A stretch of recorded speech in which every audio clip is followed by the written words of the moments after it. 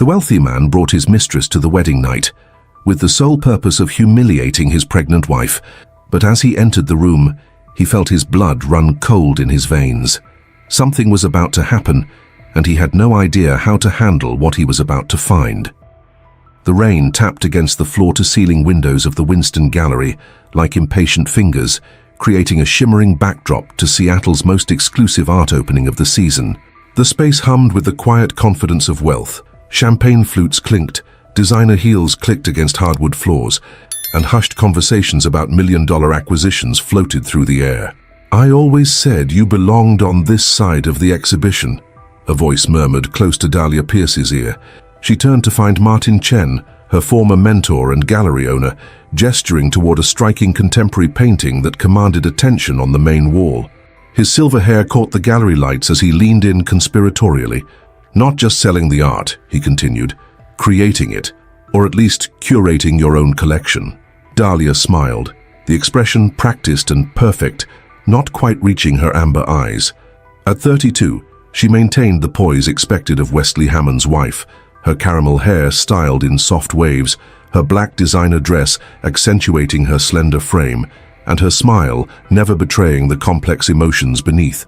"That was another lifetime, Martin," she replied, unconsciously touching the delicate gold necklace at her throat, a wedding gift from Wesley. "But thank you for remembering." Her gaze drifted across the gallery to where her husband stood holding court with Seattle's elite. At 43, Wesley Hammond cut an imposing figure, 6'2" with salt and pepper hair that only enhanced his authority. The tailored charcoal suit he wore probably cost more than most people's monthly rent, but that was Wesley, a man who believed appearance was everything.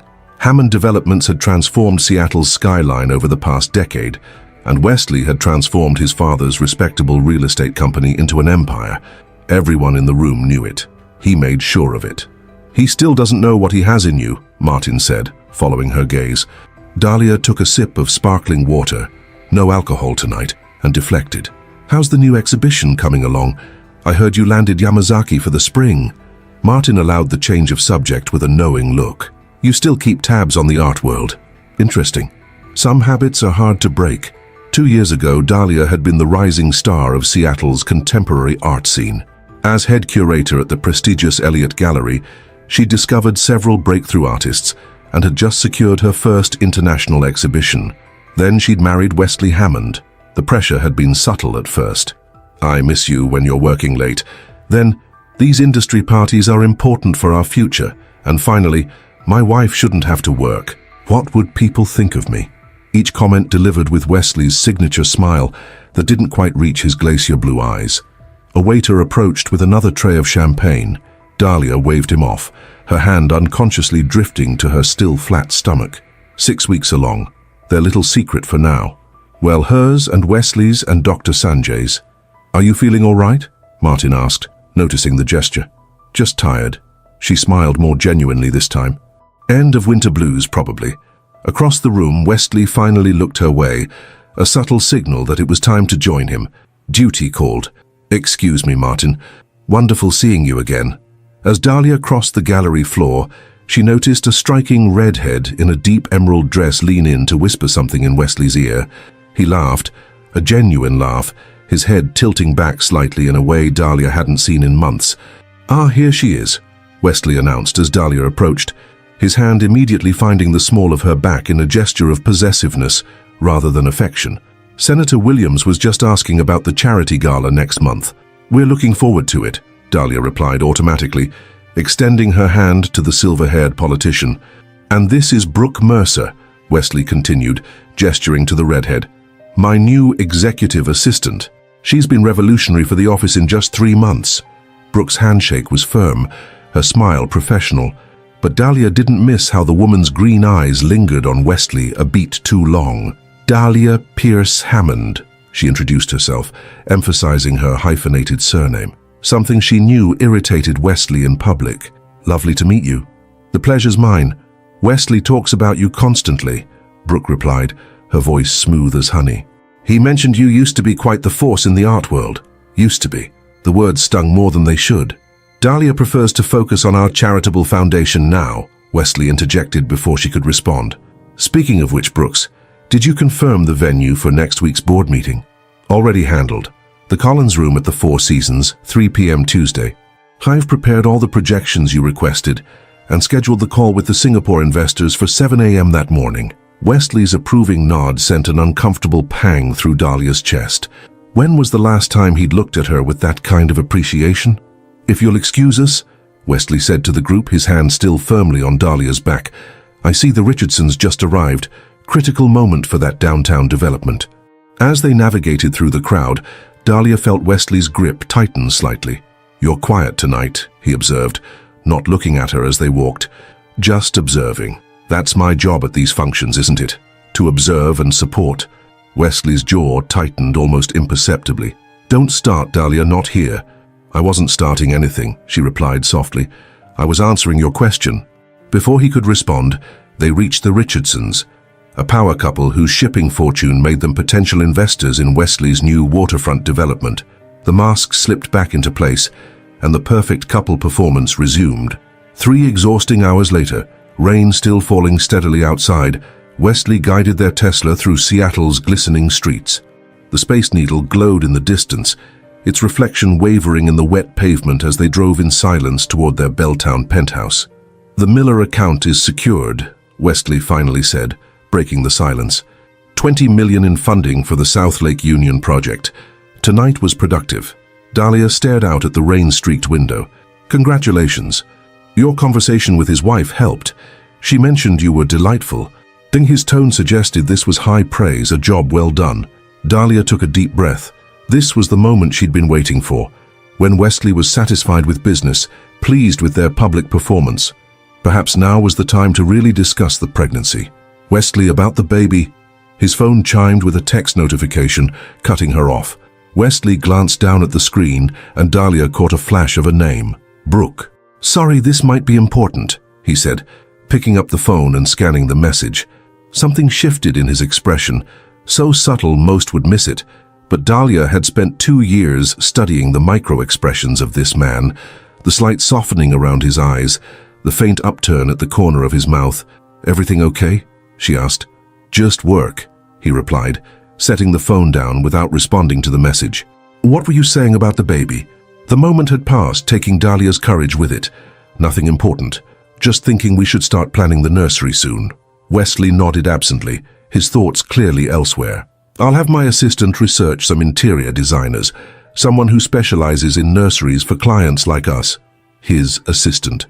Not Brooke, but his assistant, as if creating distance in his language could mask whatever had just passed across his face when he'd read her message.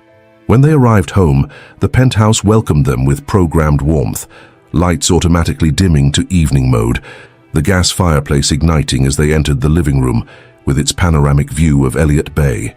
Everything sleek, modern, and impeccably designed. A perfect showcase home for a power couple.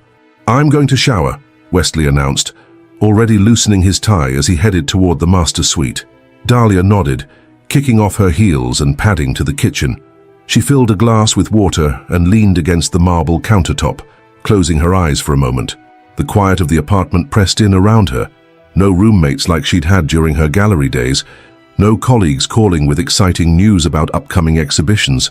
No artist friends dropping by with bottles of wine and passionate debates about the meaning of life. Just silence and perfection, and the growing certainty that something was wrong with her marriage. Her phone buzzed in her clutch. A text from her brother, Mason. How was the fancy art party? Still miss you at our Sunday brunches. The diner isn't the same without you analyzing all the bad artwork on the walls. She smiled, feeling a pang of homesickness for her old life. Mason was the only one who still treated her like Dahlia the person, not Dahlia the Hammond accessory. It was fine, she typed back. Ran into Martin. He still thinks I should be running my own gallery. Mason's response came quickly. He's right. You're wasting your talent playing trophy wife. The words stung because they echoed her own thoughts on her darkest days. Not just a trophy wife anymore. Going to be a mother soon, she replied, allowing herself a moment of joy about the pregnancy. When were you going to tell me? That's amazing, sis. How far along? 6 weeks. Don't tell anyone yet. Not even Mom. Secret safe. Congrats. This changes everything, doesn't it? Dahlia stared at the message. Does it? She wondered. Would a baby truly change anything, or would it just trap her more firmly in this beautiful empty life? The sound of the shower running drifted from the master suite. Wesley would be at least 20 minutes. His nightly routine was precise and unvarying. She set down her water and walked to the window, watching raindrops race each other down the glass, Seattle's lights blurring into watercolor smudges beyond. She'd married Wesley believing he just needed someone to draw him out of his shell, to show him there was more to life than acquisition and achievement.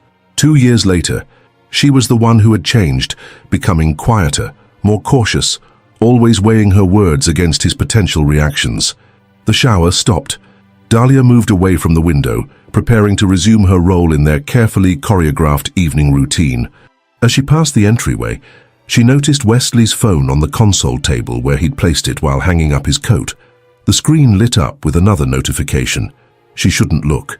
It wasn't who they were as a couple. They respected each other's privacy, maintained appropriate boundaries, but something about Brooke's smile at the gallery, the way Wesley had laughed with his head thrown back, a laugh Dahlia hadn't heard directed at her in months, made her steps slow, then stop.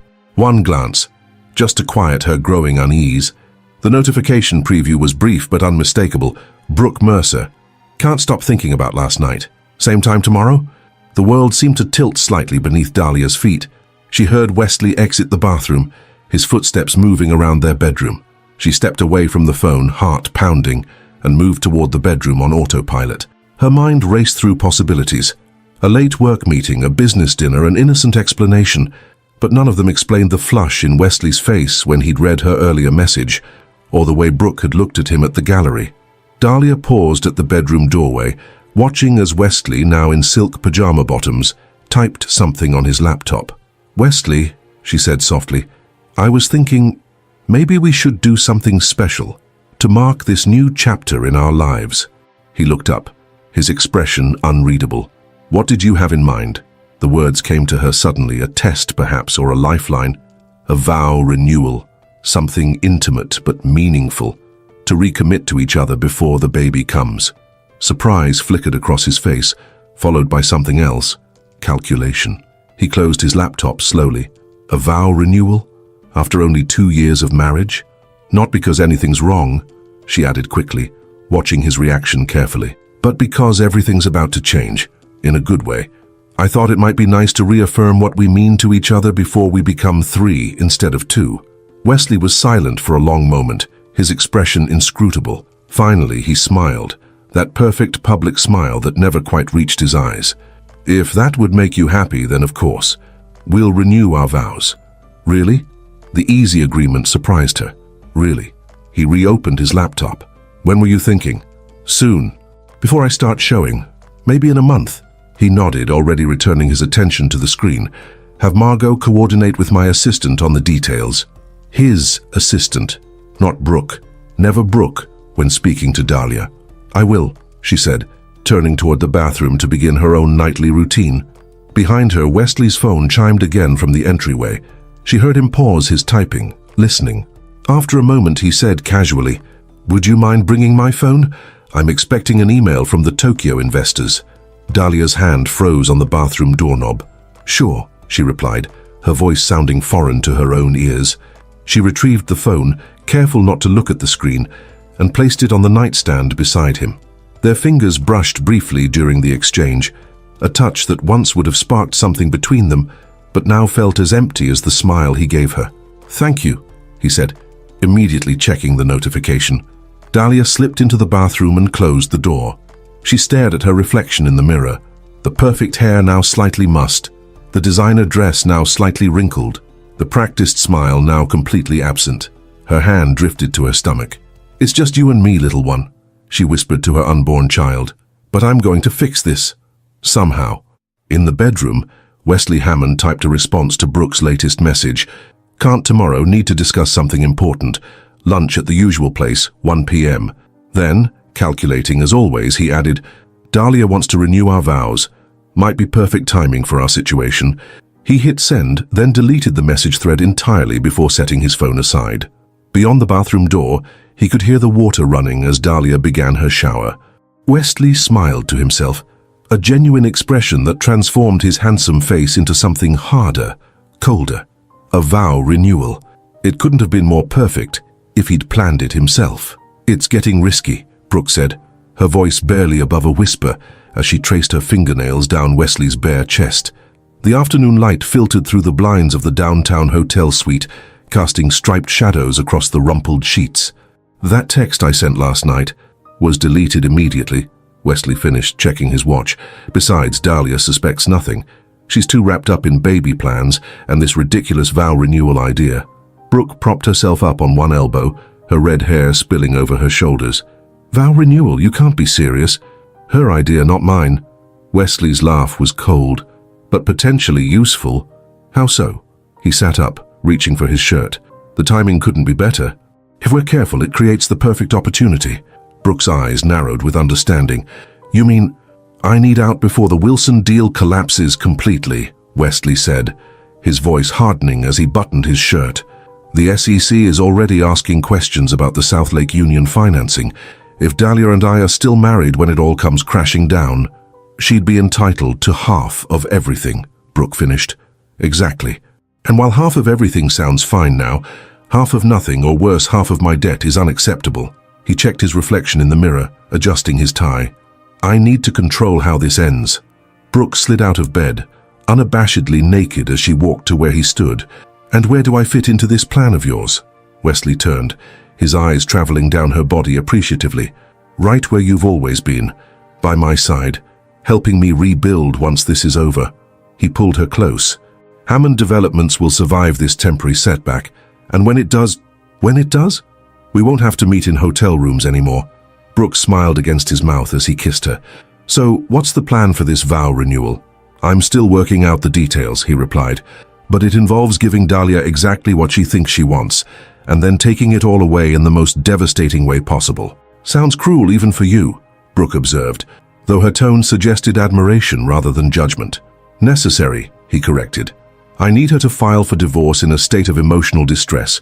She'll be more likely to accept a quick settlement, something that protects my assets before the investigation becomes public. And the baby?" Something flickered behind Wesley's eyes, not quite regret, but perhaps a momentary recognition of lines being crossed. A complication, but not insurmountable.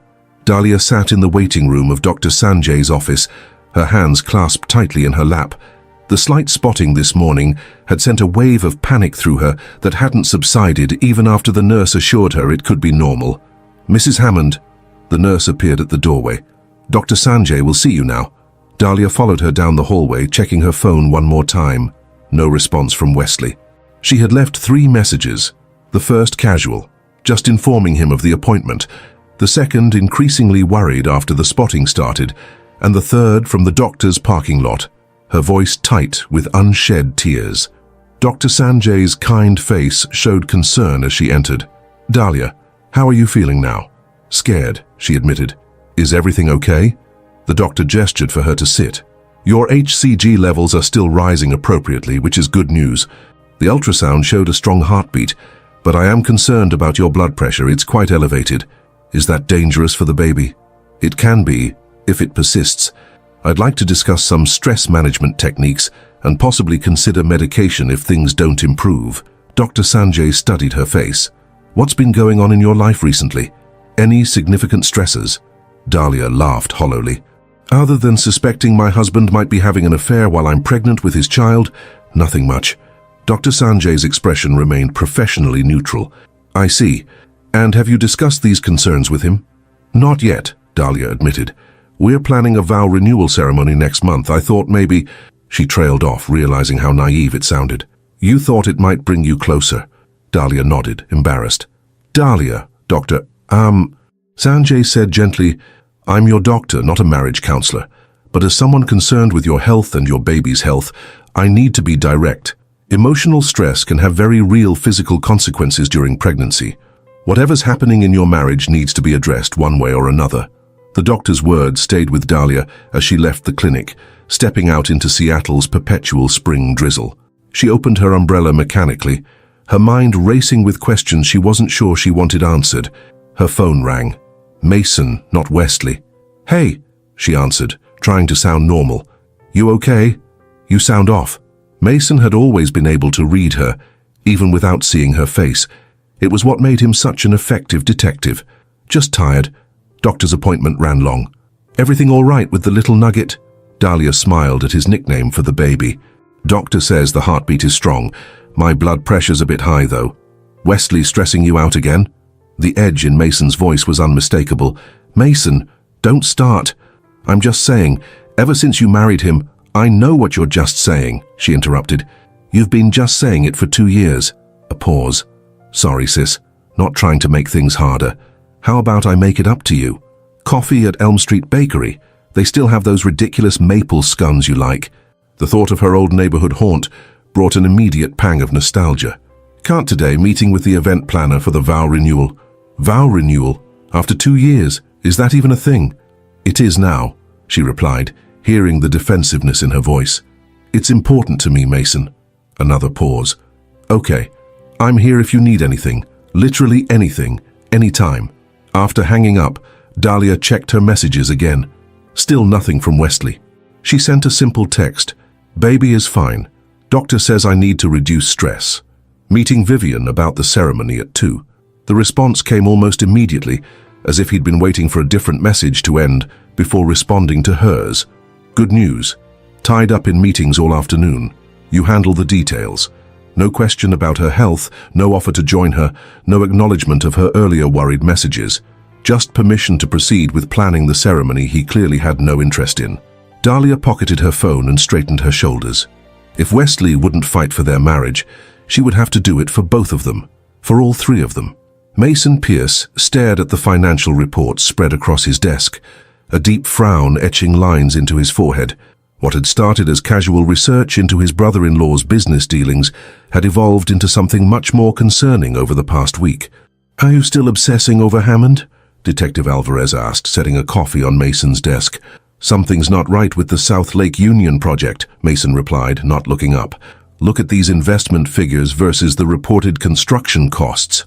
Alvarez leaned over his shoulder. Pretty big discrepancy. About $30 million worth of discrepancy, and that's just what I can see from publicly available documents. This isn't department business, Pierce. This is your personal vendetta against your sister's husband. Mason finally looked up. It's not personal. Well, not entirely. Hammond Developments is partnering with the city on the new police headquarters expansion. If they're cooking the books on other projects, then it becomes department business, Alvarez conceded, but treading carefully would be wise. Hammond has friends in high places. So do I, Mason replied, gathering the documents into a folder. Starting with a contact at the SEC who owes me a favor. As Alvarez walked away, Mason pulled out his phone and sent a text to his sister. Free for dinner this weekend. Been too long since we really talked. It was time to find out exactly what was happening in Dahlia's seemingly perfect life. I'm thinking intimate but elegant, Vivian Reynolds, Seattle's most sought-after event planner, explained as she showed Dahlia photographs on her tablet. The Olympic Sculpture Park gives us that quintessential Seattle backdrop, the sound, the mountains, the city skyline, while keeping the guest list manageable at 60. Dahlia nodded, trying to focus on the images of floral arrangements and table settings. The Four Seasons meeting room felt overly air-conditioned, or perhaps it was just her perpetual chill these days. And for the reception after the ceremony, we've secured the Rainier Club's Heritage Room. Old Seattle elegance, very exclusive. It sounds perfect, Dahlia said, smiling wanly. Wesley will appreciate the prestige. Vivian's professional demeanor slipped momentarily. And what would you appreciate, Mrs. Hammond? The question caught Dahlia off guard. I'm sorry. In my experience, renewal ceremonies are deeply personal, more so than the original wedding, which often involves family expectations and traditions. This is about what the 2 of you want to say to each other now. Vivian set down her tablet. So what message do you want this day to convey? Dahlia stared out the window at Seattle's skyline, steel and glass towers reaching into the cloudy sky, Wesley's Hammond Tower prominent among them. I want it to remind us of what we promised each other, she said quietly. Before life got complicated, before... She rested her hand on her still flat stomach. Understanding dawned in Vivian's eyes. Congratulations, she said warmly. That puts a beautiful spin on the renewal. Not just recommitting to each other, but committing to your new family. Dahlia nodded, blinking back unexpected tears. Exactly. That's exactly it. Well then, Vivian said, returning to business mode but with a softer edge. I think we need to personalize this more than we initially discussed. Custom vows, perhaps. Something that speaks to this new chapter. I'd like that, Dahlia agreed. Though I'm not sure Wesley will want to... Let me worry about Mr. Hammond, Vivian interrupted with a conspiratorial smile. In 15 years of planning events for Seattle's elite, I've never met the man I couldn't convince to deliver heartfelt vows when properly motivated. For the first time in weeks, Dahlia felt a genuine spark of hope. Maybe this would work. Maybe they could find their way back to each other. The Wilson deal is officially dead, Richard Kwan, Hammond Development's CFO, announced grimly as he closed the conference room door. And our exposure is significant. Wesley's face remained impassive as he scanned the financial report Richard had placed before him. Inside, however, a cold panic was spreading through his chest. How bad? Worst case? We're looking at a $40 million loss. Best case, with some creative accounting, and if we can find new investors quickly, maybe half that. And the SEC inquiry. Richard adjusted his glasses nervously. They've requested additional documentation on the South Lake Union financing. Specifically, they're interested in the offshore accounts. Which offshore accounts? Wesley asked sharply. The Cayman structure. The one you insisted wouldn't be traceable. Wesley stood abruptly, walking to the window of his office that overlooked the Seattle harbor. Container ships moved slowly across the water, methodically unloading their cargo, much like the SEC would soon be unloading his carefully constructed financial facade. How long do we have before it becomes public? 2 months, maybe 3 if we're lucky, and our legal team earns their exorbitant retainer. Richard hesitated. Wesley, if you have personal assets you want to protect. I'm aware of the implications, Richard. Wesley cut him off. Send me the complete exposure analysis by end of day, and not through company email. After Richard left, Wesley remained at the window, his mind calculating possibilities, escape routes, contingency plans. His empire was built on leverage, each success enabling the next larger acquisition. But leverage worked both ways. When it collapsed, it could crush everything beneath it, including his marriage to Dahlia with its lack of a prenuptial agreement. A terrible oversight he had made when marrying the seemingly naive art curator who he'd assumed would be grateful for his financial security. He hadn't anticipated that Washington's community property laws would entitle her to half of everything, including, potentially, half of his mounting debt. His phone chimed with a text from Brooke. Just ran into your wife with the event planner. She's going all out for this renewal ceremony. It's almost sad. Wesley smiled grimly. Keep tabs on the preparations. I'm finalizing our plan. He pulled up his calendar, examining the dates. The vow renewal was scheduled for exactly 3 weeks from now, well before the SEC investigation would become public knowledge. Perfect timing, if he could execute correctly. He pulled up another contact on his phone. Gregory Walsh, his attorney. Need to discuss post-nuptial agreement options. Discreetly. Dinner tonight? The response came quickly, concerning timing. Post-nuptials during pregnancy, highly scrutinized by courts. Let's discuss alternatives. Wesley's jaw tightened. Of course it wouldn't be that simple. Nothing ever was. His intercom buzzed. Mr. Hammond, your wife is here to see you. Wesley quickly closed the financial reports on his computer. Send her in. Dahlia entered, looking more animated than he'd seen her in weeks. The pale blue dress she wore accentuated her eyes, and for a fleeting moment, Wesley remembered why he'd been attracted to her initially. Her quiet elegance, her genuine passion for beauty and art, so different from the calculated ambition of women like Brooke. This is a surprise, he said, coming around his desk to kiss her cheek perfunctorily. I was meeting with Vivian nearby and thought I'd stop by. She glanced around his office. I haven't been here in months. Been busy, he replied vaguely. How was your doctor's appointment? Everything okay? The baby's fine, she said, studying his face. Doctor's concerned about my blood pressure, though. Says I need to reduce stress. Sounds sensible. Perhaps cut back on the renewal planning? We could simplify. Actually, she interrupted, the planning is the one thing keeping me positive right now, Wesley. There was a new firmness in her voice. I've been thinking about what this ceremony means to me.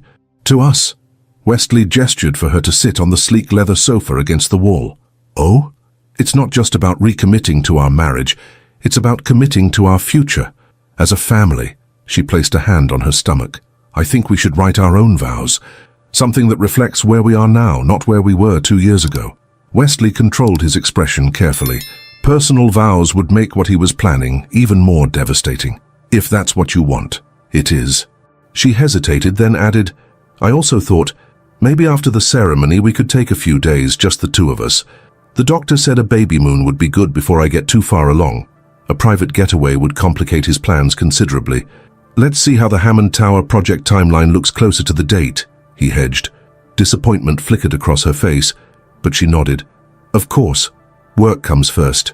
The words weren't accusatory, which somehow made them worse.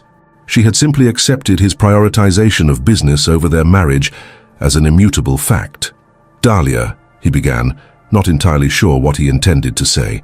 His office door opened without a knock, and Brooke walked in carrying a stack of folders. She faltered slightly upon seeing Dahlia, then recovered with a professional smile. I'm so sorry to interrupt, Mr. Hammond. I didn't realize you had a visitor. Not a visitor, Dahlia corrected quietly. His wife. Of course, Mrs. Hammond. My apologies. Brooke's smile remained fixed. I can come back later with these contract revisions. No need, Wesley said quickly. Dahlia was just leaving. Weren't you, dear? Something shifted in Dahlia's expression, a subtle hardening around her eyes that hadn't been there before. Yes, she said, standing. I have a dinner to get to anyway. Dinner? Wesley asked, his tone deliberately casual. With whom? Mason. We haven't had sibling time in weeks. She collected her purse. Don't wait up if you're working late again. After she left, Brooke set the folders on his desk. She suspects something. She suspects but doesn't know, Wesley corrected. And it doesn't matter. In 3 weeks, it'll all be over. Your attorney texted while you were talking to her, said he'll meet you at the Metropolitan Grill at 7. Brooke perched on the edge of his desk. Plan B? Something like that. He reached for her hand, brushing his thumb across her knuckles. This is going to work, Brooke. By the time the SEC investigation becomes public, I'll have protected what matters. And what matters, Wesley? She asked, her green eyes holding his. Success. Survival. He pulled her closer. You. Brooke smiled, satisfied with his answer. So what exactly are you planning for this renewal ceremony? You've been mysterious about the details. Wesley's expression darkened with purpose. I'm planning to give Dahlia exactly what she wants. A perfect romantic recommitment ceremony, followed by the most humiliating night of her life. The presidential suite at the Four Seasons is booked for after the reception, Brooke said, understanding dawning in her eyes. You want me to be there. Not just there, Wesley clarified, his voice dropping to a near whisper despite the privacy of his office. I want you to help me destroy any illusion she has about our marriage. Make it so devastating that she'll agree to any divorce terms just to escape the humiliation. That's cold even for you, Brooke observed, though her tone suggested admiration rather than judgment. It's necessary, Wesley replied. The SEC investigation will become public within weeks after the ceremony. I need this settled before then. And the baby? Wesley's jaw tightened. A complication I didn't anticipate, but I'll provide financially, of course. I'm not a monster. Brooke laughed softly. Debatable, but it's what I like about you. She leaned in to kiss him. So, the wedding night becomes divorce night. Poetic, in a cruel sort of way. Everything must appear perfect until that moment, Wesley emphasized. I need witnesses who will testify to how happy we seemed, how invested I was in the renewal. It protects me legally when she falls apart afterward. Speaking of protection, Brooke said, straightening up and smoothing her skirt, have you considered what happens if this doesn't work? If she fights back? Wesley's confidence never wavered. Dahlia, fight back. He shook his head dismissively. She gave up her career for me. She tolerates my late nights at the office without question. She's planning a vow renewal ceremony, even though I can barely stand to be in the same room with her. He gestured toward the door Dahlia had just exited through. Does that strike you as someone capable of fighting back? Brooke considered this, then nodded slowly. When you put it that way, she does seem perfectly set up for heartbreak. Exactly. 3 weeks from now, after the ceremony, you and I will meet in that suite, and when Dahlia arrives expecting a romantic night, Wesley's smile was cold with anticipation. That's when we'll spring the trap. By morning, she'll be begging for a quick, quiet divorce on my terms. As Brooke left his office, Wesley turned back to the financial reports waiting on his computer, numbers that spelled disaster if he couldn't extract himself from his marriage before they became public. A ticking clock that made even his coldest calculations seem necessary. What he failed to notice was the small digital recorder Dahlia had left in her haste, or perhaps intentionally, tucked between the sofa cushions, its tiny red light blinking steadily in the gathering shadows of his office. Seattle had given them a rare, perfect day. The Olympic Sculpture Park gleamed under clear skies, the waters of Puget Sound sparkling sapphire blue beyond. Snow-capped Olympic mountains provided a majestic backdrop as 60 guests gathered in white chairs, arranged in a semicircle around a simple floral arch. Dahlia stood in a small tent at the edge of the park, taking deep breaths as her makeup artist applied a final touch of blush. The ivory sheath dress she'd chosen hugged her figure gently, revealing the slight curve of her 12-week pregnancy. "So you look beautiful," Vivian said, making final adjustments to Dahlia's loose updo, where sprigs of baby's breath were interwoven with her caramel hair. "How are you feeling?" "Nervous," Dahlia admitted, "but hopeful." Hopeful, the word that had sustained her through 3 weeks of meticulous planning, while Wesley grew increasingly distant. Hopeful despite the recorder she'd left in his office and retrieved the next day, its contents still unheard. It sat now in her vanity drawer at home, an insurance policy she prayed she wouldn't need to use. "Your husband just arrived," Vivian's assistant announced, peeking into the tent. "Guests are all seated." Dahlia nodded, reaching for the folded paper containing her vows, words she'd rewritten a dozen times, searching for the perfect combination that might bridge the growing chasm between them. "It's time," Vivian said gently. As Dahlia emerged from the tent, the string quartet began playing. She paused, taking in the scene before her. Their closest friends, Wesley's business associates, her brother Mason sitting stoically in the front row. And at the end of the white runner strewn with rose petals stood Wesley, impossibly handsome in his tailored suit, watching her approach with an expression she couldn't quite read. For a moment, she allowed herself to believe this could work, that they could start again, that the man waiting for her was the same one who'd once convinced her he couldn't live without her. Wesley Hammond adjusted his platinum cufflinks, a gift from Brooke, as he watched Dahlia approach. He had to admit she looked stunning. Pregnancy had given her skin a luminous quality, and the simple elegance of her dress reminded him of what had first attracted him to her. A momentary pang of something like regret flickered through him, quickly suppressed. He was aware of Mason Pierce's hard stare from the front row. Dahlia's detective brother had never bothered to hide his dislike, and lately the man's scrutiny had intensified. A complication, but not one that concerned him overly much. By tomorrow, nothing would matter except executing his exit strategy. As Dahlia reached him, Wesley took her hands in his, the practiced public smile firmly in place. Her fingers trembled slightly in his grasp. Vulnerable, trusting, despite everything. It made what he was about to do easier and more difficult simultaneously. The officiant, a silver-haired judge who'd been Wesley's father's golf partner, began speaking about commitment and growth and new beginnings. Wesley barely heard the words, his mind already in the presidential suite of the Four Seasons, where everything would end tonight. "And now," the judge announced, "Dahlia and Wesley have prepared their own vows to recommit to their journey together." Dahlia unfolded her paper with slightly shaking hands. When she looked up at him, her amber eyes were bright with unshed tears. "Wesley," she began, her voice clear, despite her obvious emotion. "2 years ago, I promised to love you in sickness and in health, for richer or poorer until death parted us. Today I make a new promise, to love you through change, through challenge, through the unexpected turns life brings us." She placed a hand briefly on her stomach.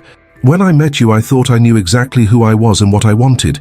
You showed me a different world, a different life. Some of that was wonderful. Some was harder than I expected."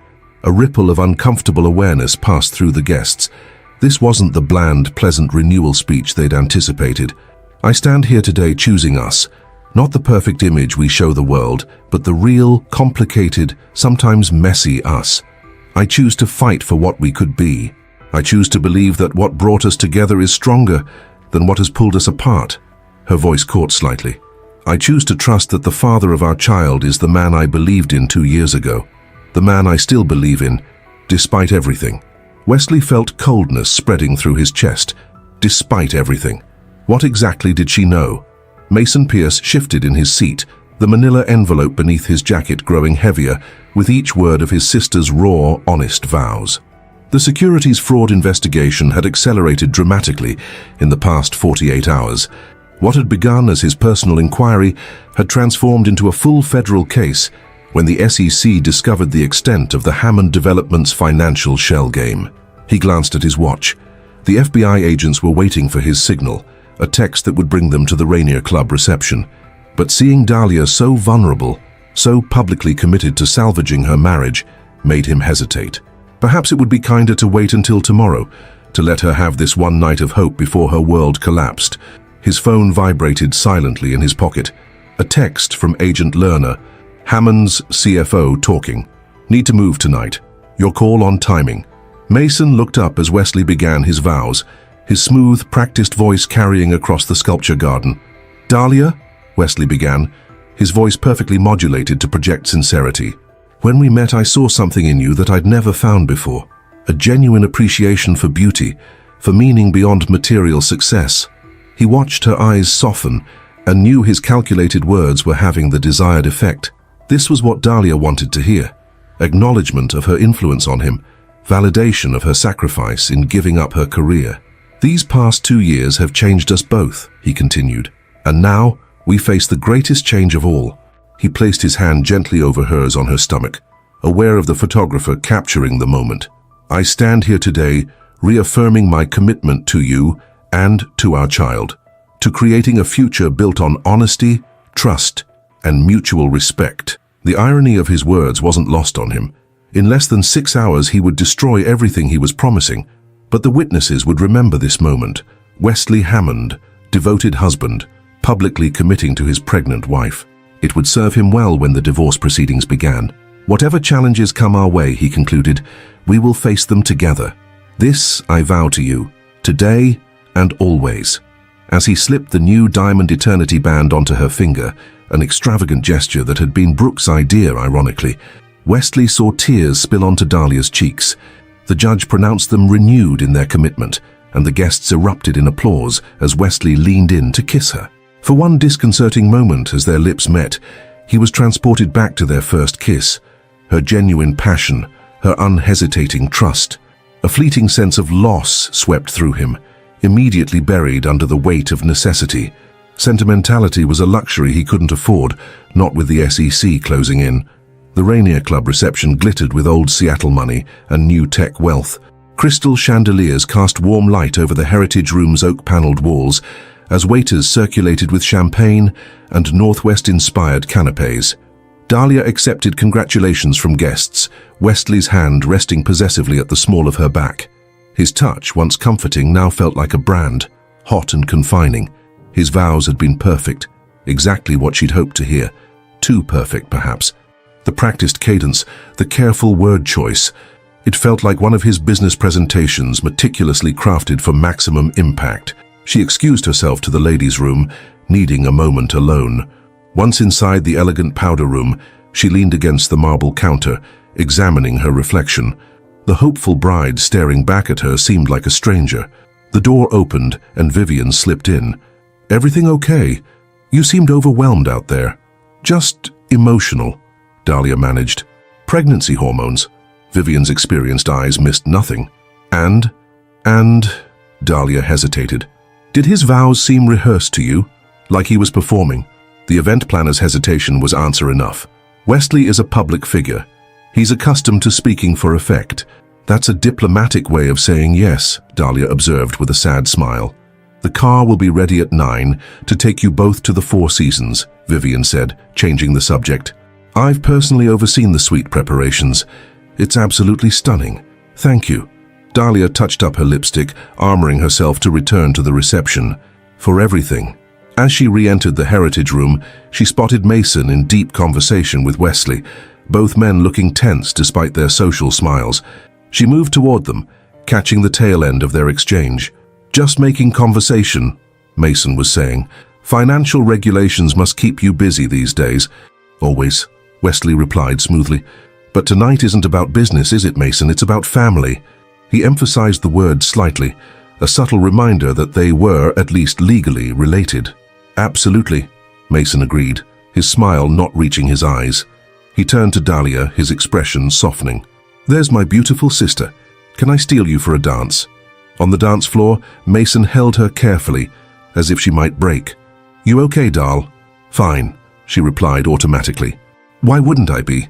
I don't know, maybe because your husband looks at you like you're a merger he's negotiating instead of a wife he loves. Mason, she warned, not tonight. He sighed. I'm sorry. I worry about you. I know. She rested her head briefly on his shoulder. But I have to try, Mason. For the baby, if nothing else. And if trying isn't enough? If he's not who you need him to be? Dahlia pulled back slightly to meet her brother's gaze. Then I'll deal with that when it happens. But I have to give us this chance. Mason nodded, though the concern in his eyes didn't diminish. Just remember you're not alone, doll. Whatever happens, you have me, always. The cryptic intensity of his words unsettled her, but before she could question him further, Wesley appeared at their side. Mind if I cut in? He asked, though his tone made it clear it wasn't really a question. As Mason relinquished her to Wesley's arms, he gave her hand a final reassuring squeeze. Watching him walk away, Dahlia had the unsettling feeling that her brother knew something she didn't. At precisely 9 o'clock, Dahlia and Wesley slipped away from the reception, the guests showering them with lavender as they rushed to the waiting car. Inside the luxury sedan, Dahlia finally felt the tension of the day begin to ease. It was beautiful, she said, reaching for Wesley's hand. Everything. Your vows, especially. Glad you approved, he replied, checking something on his phone. Did you mean them? The question slipped out before she could reconsider. Wesley looked up, his expression unreadable in the dim light of the car. Of course, why would you ask that? Because you've barely looked at me in weeks. Because you've been working later and later. Because... She stopped herself before mentioning Brooke's name or the suspicious text messages she'd glimpsed. Because, he prompted. Nothing. She turned to look out the window as they approached the illuminated entrance of the Four Seasons. Tonight is supposed to be a new beginning. Let's not start it with old doubts. He squeezed her hand, the gesture as calculated as everything else he did. Wise decision. The presidential suite took up half of the hotel's top floor, offering panoramic views of Elliott Bay and the Olympic Mountains, now silhouetted against the sunset. Rose petals formed a path from the door to the bedroom, where champagne chilled in an ice bucket, beside a platter of chocolate-covered strawberries. Vivian outdid herself, Dahlia commented, taking in the romantic scene. She certainly did. Wesley loosened his tie, pouring himself a generous glass of champagne. He didn't offer her any, knowing she couldn't drink. Another small but telling oversight. Dahlia slipped off her heels, curling her toes into the plush carpet. I think I'll take a quick shower, freshen up a bit. Wesley nodded absently, his attention already back on his phone. Take your time. In the marble bathroom, Dahlia slowly removed her jewelry, then unpinned her hair, letting it fall around her shoulders. The woman in the mirror looked exhausted beneath the perfect makeup, the strain of hoping, of pretending, of ignoring what she increasingly suspected had taken its toll. She turned on the shower, letting steam fill the room as she unzipped her dress. Her hand passed over the small bump of her stomach, and she whispered a silent promise to her child. Whatever happens, you'll be loved, so loved. When she emerged 15 minutes later, wrapped in a hotel robe with her hair damp around her shoulders, the suite was silent. Wesley, she called, padding back into the bedroom. What she saw there stopped her cold. Wesley stood by the window, still in his suit pants but with his shirt half unbuttoned, and perched on the edge of the king-sized bed, champagne flute in hand, sat Brooke Mercer. Her emerald green dress, the same color she'd worn the night Dahlia first met her, was hiked up slightly, revealing crossed legs that ended in stiletto heels. What is this? Dahlia asked, her voice surprisingly steady, despite the earthquake beginning inside her chest. Wesley turned from the window, his expression almost regretful. This is honesty, Dahlia, something I promised you today, remember? Brooke sipped her champagne, a small smile playing at the corners of her red lips. Hello, Dahlia. Lovely ceremony, very touching vows. The deliberate cruelty of the situation, the romantic suite, the renewal ceremony just hours ago, the calculated public promises, hit Dahlia like a physical blow. She reached for the doorframe to steady herself. "How long?" she asked, though the answer hardly mattered. 8 months, Wesley replied, though it became serious about 4 months ago. The timeline registered with sickening clarity.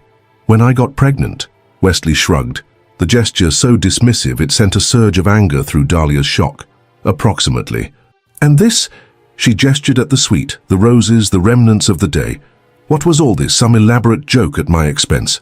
"Not a joke," Wesley corrected, setting down his champagne. "A necessary transition." "Transition to what?" "Divorce," he stated flatly. "On my terms." The word hung in the air between them, heavy and final. Dahlia's legs threatened to give way, but she refused to collapse in front of them. Instead, she moved to a chair, sinking into it with as much dignity as she could muster. "Why now?" she asked. "Why this public recommitment if you wanted out?" Brooke laughed softly. "Oh, honey, don't be naive. It's all about optics and timing." Wesley shot Brooke a warning glance.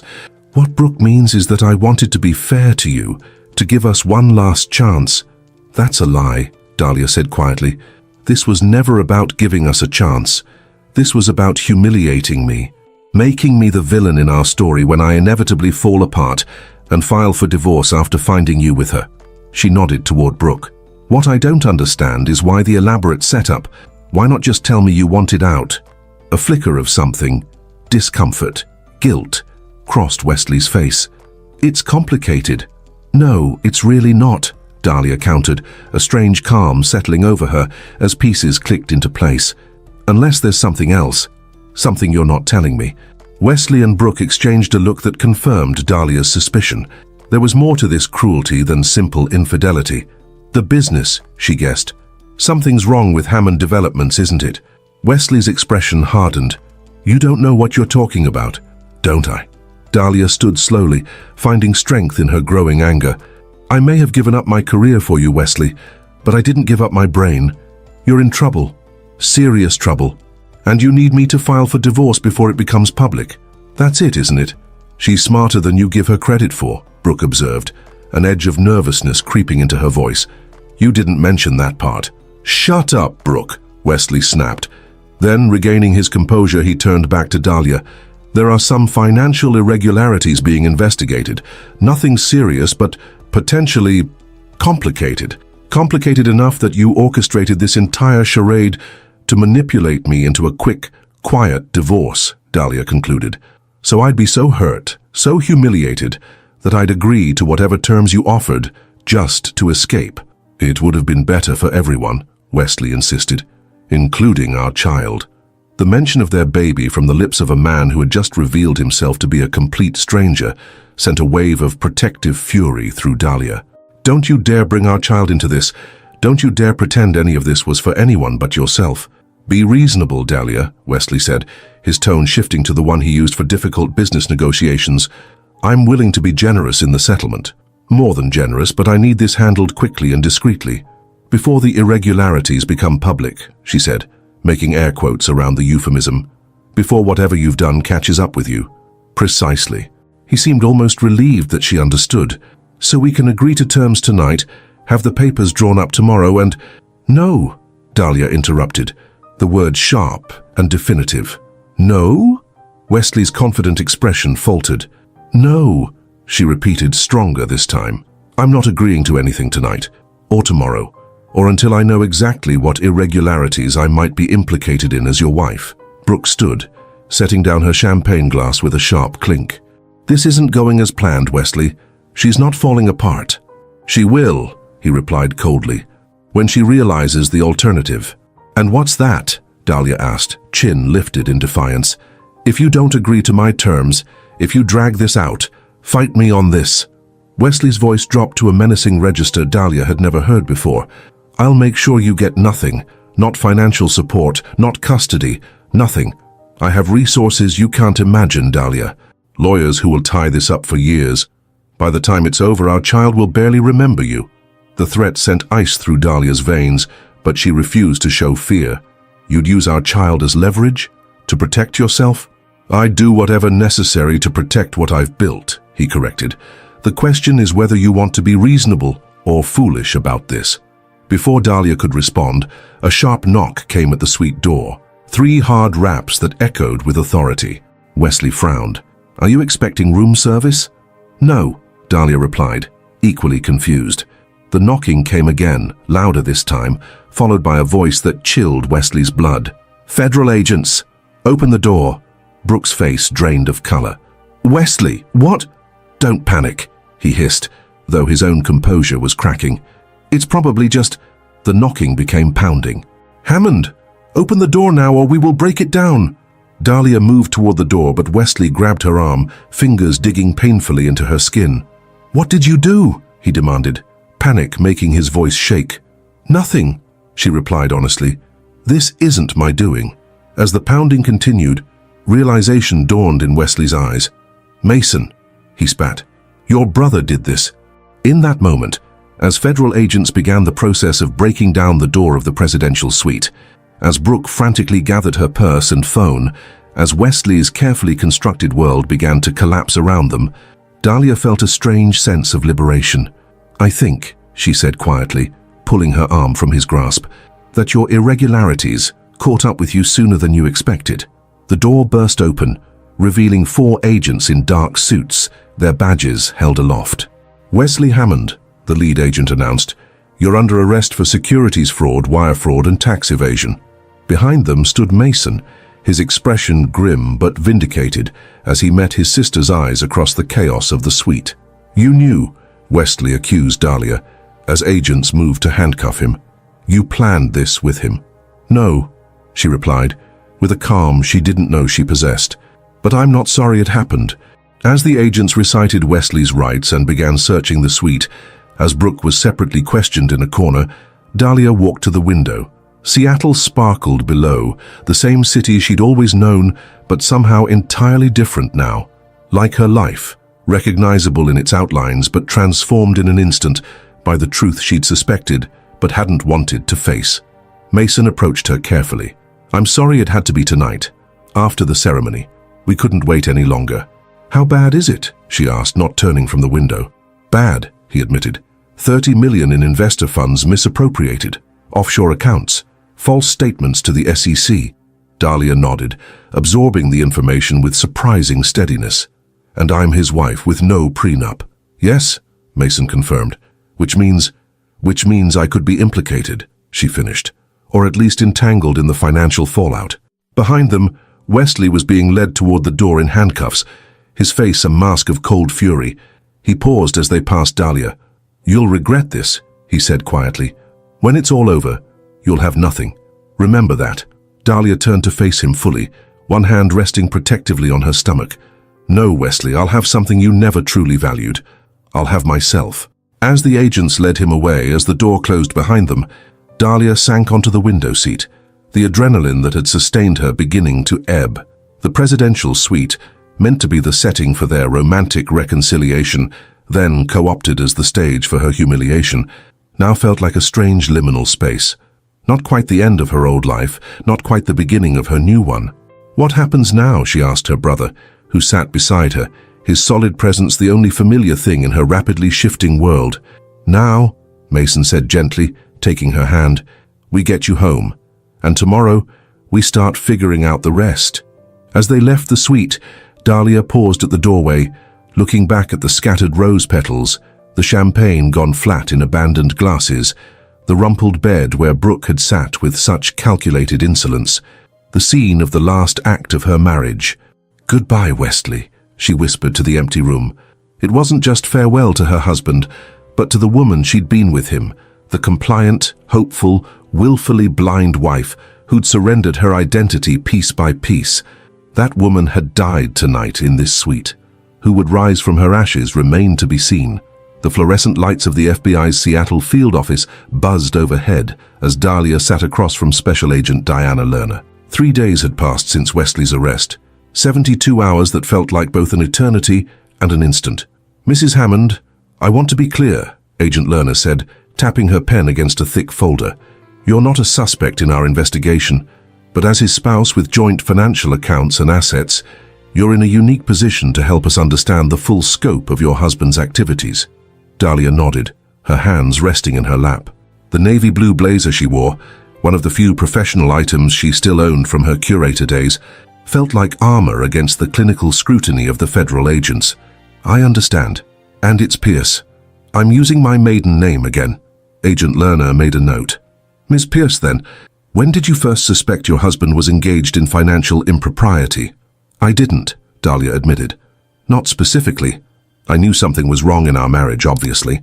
And the night of the arrest, just before you arrived, Wesley mentioned financial irregularities that might become complicated, but the extent of it..." She shook her head. "I had no idea. Yet you left a recording device in his office 3 weeks ago."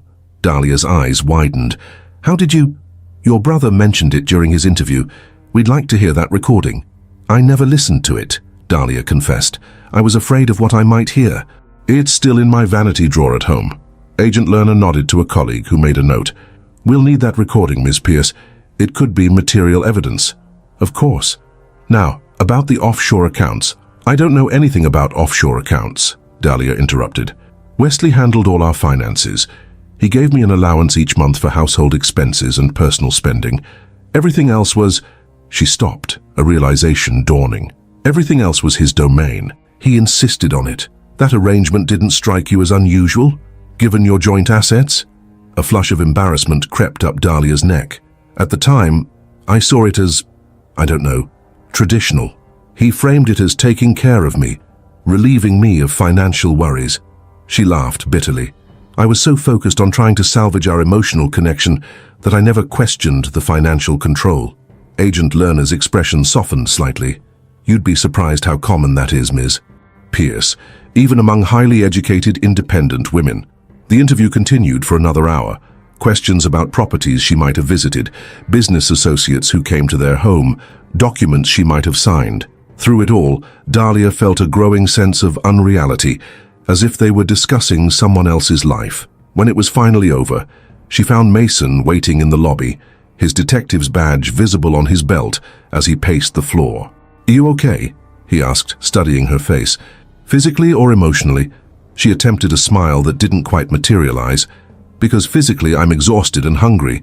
Emotionally, I'm somewhere between numb and furious." "Let's address the physical first," Mason suggested, guiding her toward the exit. "Then we can tackle the emotional over dessert."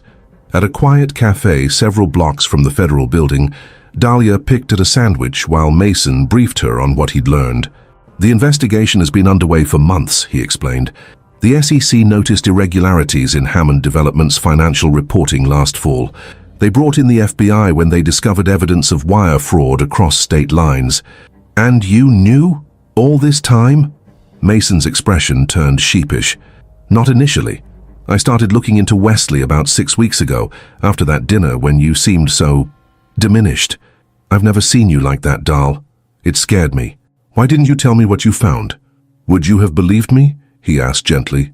"If I had come to you with accusations about your husband, the father of your child, without concrete evidence?" Dahlia considered this, then sighed. "Probably not. I was so determined to make it work." "Exactly. I needed irrefutable proof before I approached you. By the time I had it, the feds were already building their case." He reached across the table to squeeze her hand. "I'm sorry it happened the way it did. The timing was brutal." "Actually," Dahlia said, surprising herself, "the timing was perfect." "Perfect? Dahl, you were arrested in your hotel suite on your vow renewal night. How is that perfect?" She met his gaze steadily. "Because if you'd been even an hour later, I might have signed whatever divorce agreement Wesley put in front of me." He had it all planned. The romantic ceremony for appearances, then the brutal humiliation with Brooke in our suite, all designed to break me so completely that I'd agree to anything just to escape the situation. She shook her head. "He wanted me to file for divorce before the scandal broke, on terms that protected his assets." Understanding dawned in Mason's eyes. "Instead, he's in federal custody, and you have time to protect yourself legally." "Exactly." She pushed her barely touched sandwich away. "Speaking of which, who's a good divorce attorney in this town? I need someone who won't be intimidated by Wesley's connections." "Already on it," Mason replied. "Remember Elena Vasquez from the DA's office? She's in private practice now, specializing in high-net-worth divorces with criminal complications. She's expecting your call." For the first time in days, Dahlia felt a genuine smile tug at her lips. What would I do without you? Probably still be kicking ass, just with less brotherly commentary. He studied her face. How are you really doing, Dal? With everything? She placed a protective hand over her small bump, a gesture that had become instinctive, taking it minute by minute. Dr. Sanjay wants to see me weekly now to monitor my blood pressure. Apparently, discovering your husband is both an adulterer and a criminal isn't great for maternal health. And the penthouse, are you comfortable staying there? Dahlia shook her head. I can't, not with all the memories, all his things. The FBI has seized his home office contents anyway. She hesitated. I was hoping I could stay with you for a few days while I figure things out. Already made up the guest room, Mason confirmed. Though fair warning, my housekeeping standards haven't improved since college. As they left the cafe, Dahlia's phone chimed with a text. She glanced down to find a message from Martin Chen, her former mentor. Just heard the news about Wesley. Call me when you're ready. The art world misses you. Something warm unfurled in her chest. The first hint that beyond the wreckage of her marriage, pieces of her old self might still exist, waiting to be reclaimed. Elena Vasquez's office overlooked Pioneer Square, the brick buildings of Seattle's historic district framed in her window. At 45, she carried herself with the confident precision of someone who had seen every possible legal maneuver and countered it successfully. Community property state, Elena stated, reviewing Dahlia's file. No prenuptial agreement, 2 years of marriage. Ordinarily, this would be straightforward. You'd be entitled to half of all assets acquired during the marriage. But, Dahlia prompted, hearing the implicit caveat. But when those assets were acquired through criminal activity, things get complicated. Eleanor removed her reading glasses. The government will be seizing assets connected to the fraud. That's non-negotiable. Our job is to identify legitimate assets that should remain beyond their reach and beyond Wesley's control. Is that even possible? Everything seems so entangled. It's challenging, but not impossible. Eleanor pulled out a yellow legal pad. Let's start with the basics. What assets are solely in your name? Dahlia thought for a moment. My personal checking account, which has about $30,000, savings from before our marriage that I never commingled, a small collection of contemporary art pieces I acquired during my curator days, and... She paused. That's it, I think. Everything else is joint or in Wesley's name. The penthouse? Joint, but with a Hammond Developments holding company as co-owner. It's complicated. Eleanor made notes. Vehicle. A Tesla Model X registered to me but purchased by Wesley, and a vintage MG convertible that was my grandfather's, which I owned before the marriage. Good. The MG is clearly separate property. The Tesla might be more complicated. Eleanor looked up. Now for the difficult part. Do you have any reason to believe Wesley might have hidden assets, accounts you weren't aware of, properties purchased under different names, valuable items stored away from your primary residence? Dahlia's mind flashed to subtle inconsistencies over the years, Wesley's unexplained absences, phone calls that ended abruptly when she entered a room, documents quickly hidden from view. I don't have proof, she said slowly, but yes, I suspect there might be hidden assets. Wesley was compartmentalized. There were parts of his life he kept completely separate from me, like his relationship with Ms. Mercer, Elena asked delicately. Among other things. Dahlia straightened in her chair. What's our next step? We file for divorce immediately, citing irreconcilable differences and abandonment. He's in federal custody after all. Then we request an emergency financial restraining order, preventing him from transferring, hiding, or disposing of any assets. Simultaneously, we begin forensic accounting to identify all marital assets and potential hidden accounts. Dahlia nodded, trying to absorb the strategy. And the baby? We file for full custody with supervised visitation rights for Wesley after his release, assuming he's convicted. Given the circumstances and his threats the night of his arrest, we have strong grounds. He'll fight it, Dahlia warned. Everything.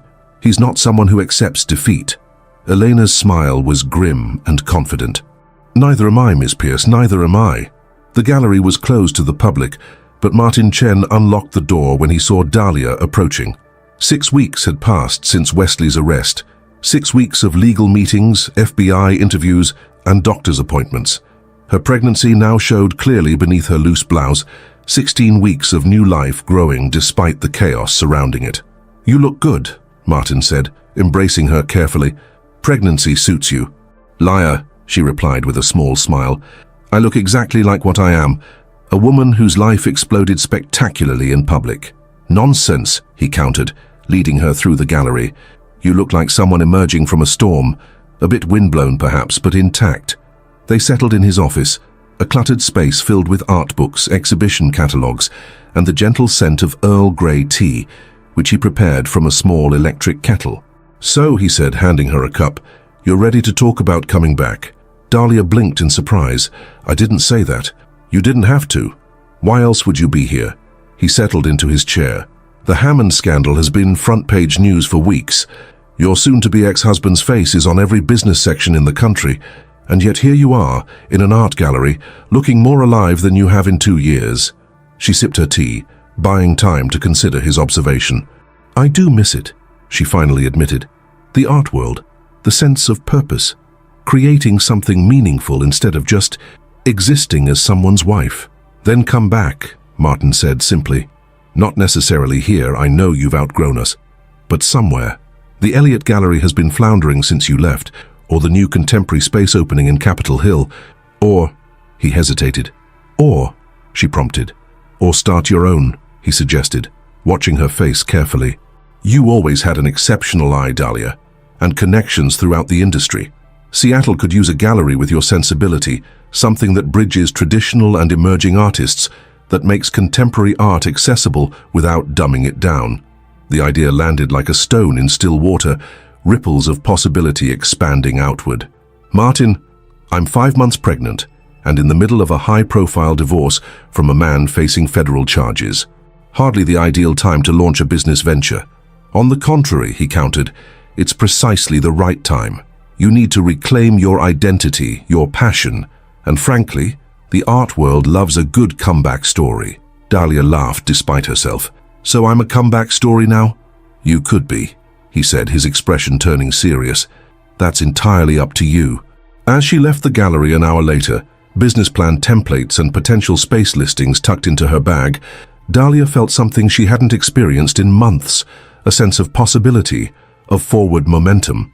Her phone rang as she reached her car, the vintage MG reclaimed from storage where Wesley had insisted it belong.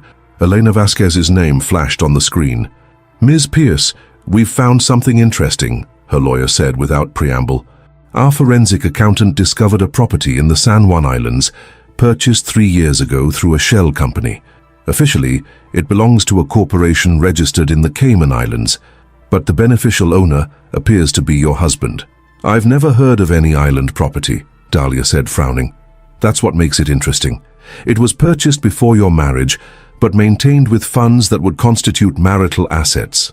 The deed is deliberately obscured, but the maintenance payments continued after his arrest, until our financial restraining order froze the accounts." "What kind of property are we talking about?" "A quite substantial waterfront home on Orcas Island, 5 bedrooms, private dock, 6 acres of land, valued at approximately $8 million. Dahlia leaned against her car, processing this information. "Why would he keep it secret from me?" "That's what we intend to find out," Elena replied. "We've scheduled a site visit for next week. Can you join us? Seeing the property firsthand might trigger memories or connections you weren't aware of." "Absolutely," Dahlia agreed, her mind already racing with possibilities. "I want to see everything Wesley tried to hide from me." Orcas Island revealed itself through the ferry windows, emerald green against the deep blue of the Salish Sea. Dahlia stood on the deck, the wind whipping her hair as Mason leaned on the railing beside her. "You didn't have to come," she told him, though she was grateful for his presence. "Wild horses couldn't have kept me away," he replied. "Besides, I've always wanted to see how the criminally wealthy live." Elena and her forensic accountant, a meticulously detailed man named Henry Park, waited with the rental car. As they drove the winding roads of the horseshoe-shaped island, Dahlia was struck by the pristine beauty, dense forests, rolling hills, glimpses of secluded bays between the trees. "Turn here," Henry instructed as they approached a discreet driveway marked only with a number. According to property records, this access road was expanded significantly 3 years ago, just after the purchase. The private road wound through tall firs for nearly half a mile before revealing their destination, a stunning modern structure of glass, cedar and stone that seemed to grow organically from the rocky bluff overlooking the water. "My God," Mason murmured as they parked. No wonder he kept this hidden.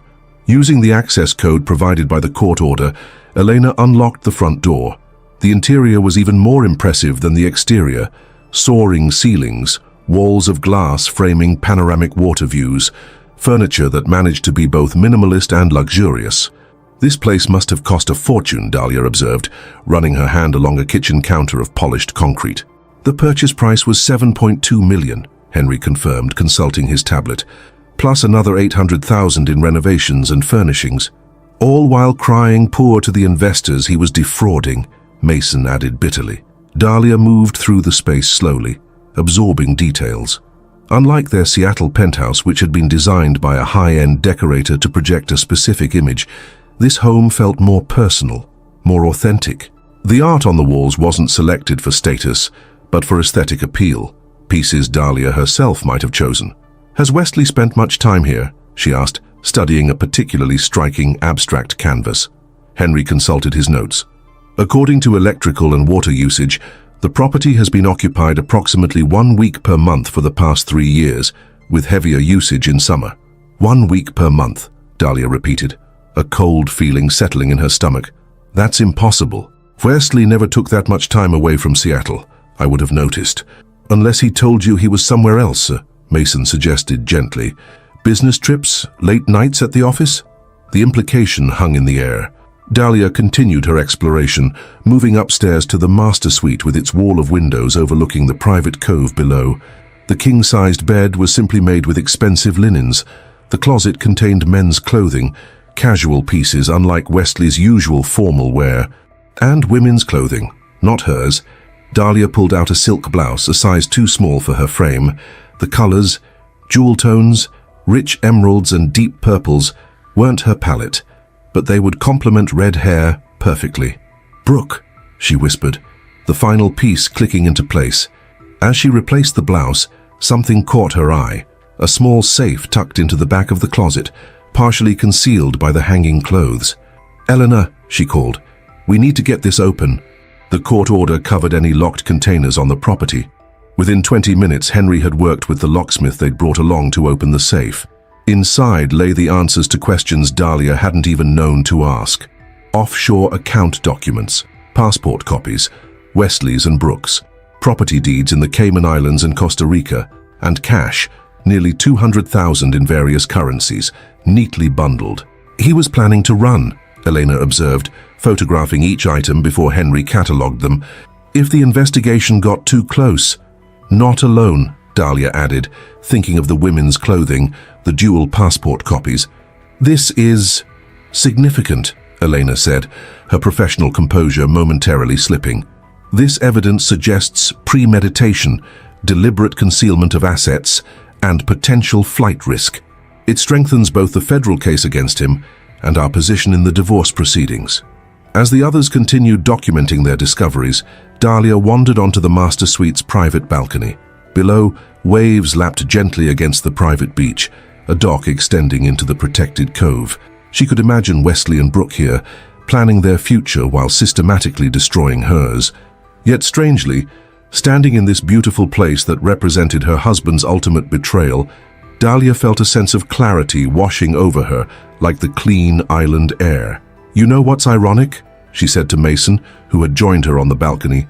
"If I'd discovered this place a year ago, it would have destroyed me. Now it's almost liberating." "Liberating how?" "It confirms that none of it was my fault," she explained.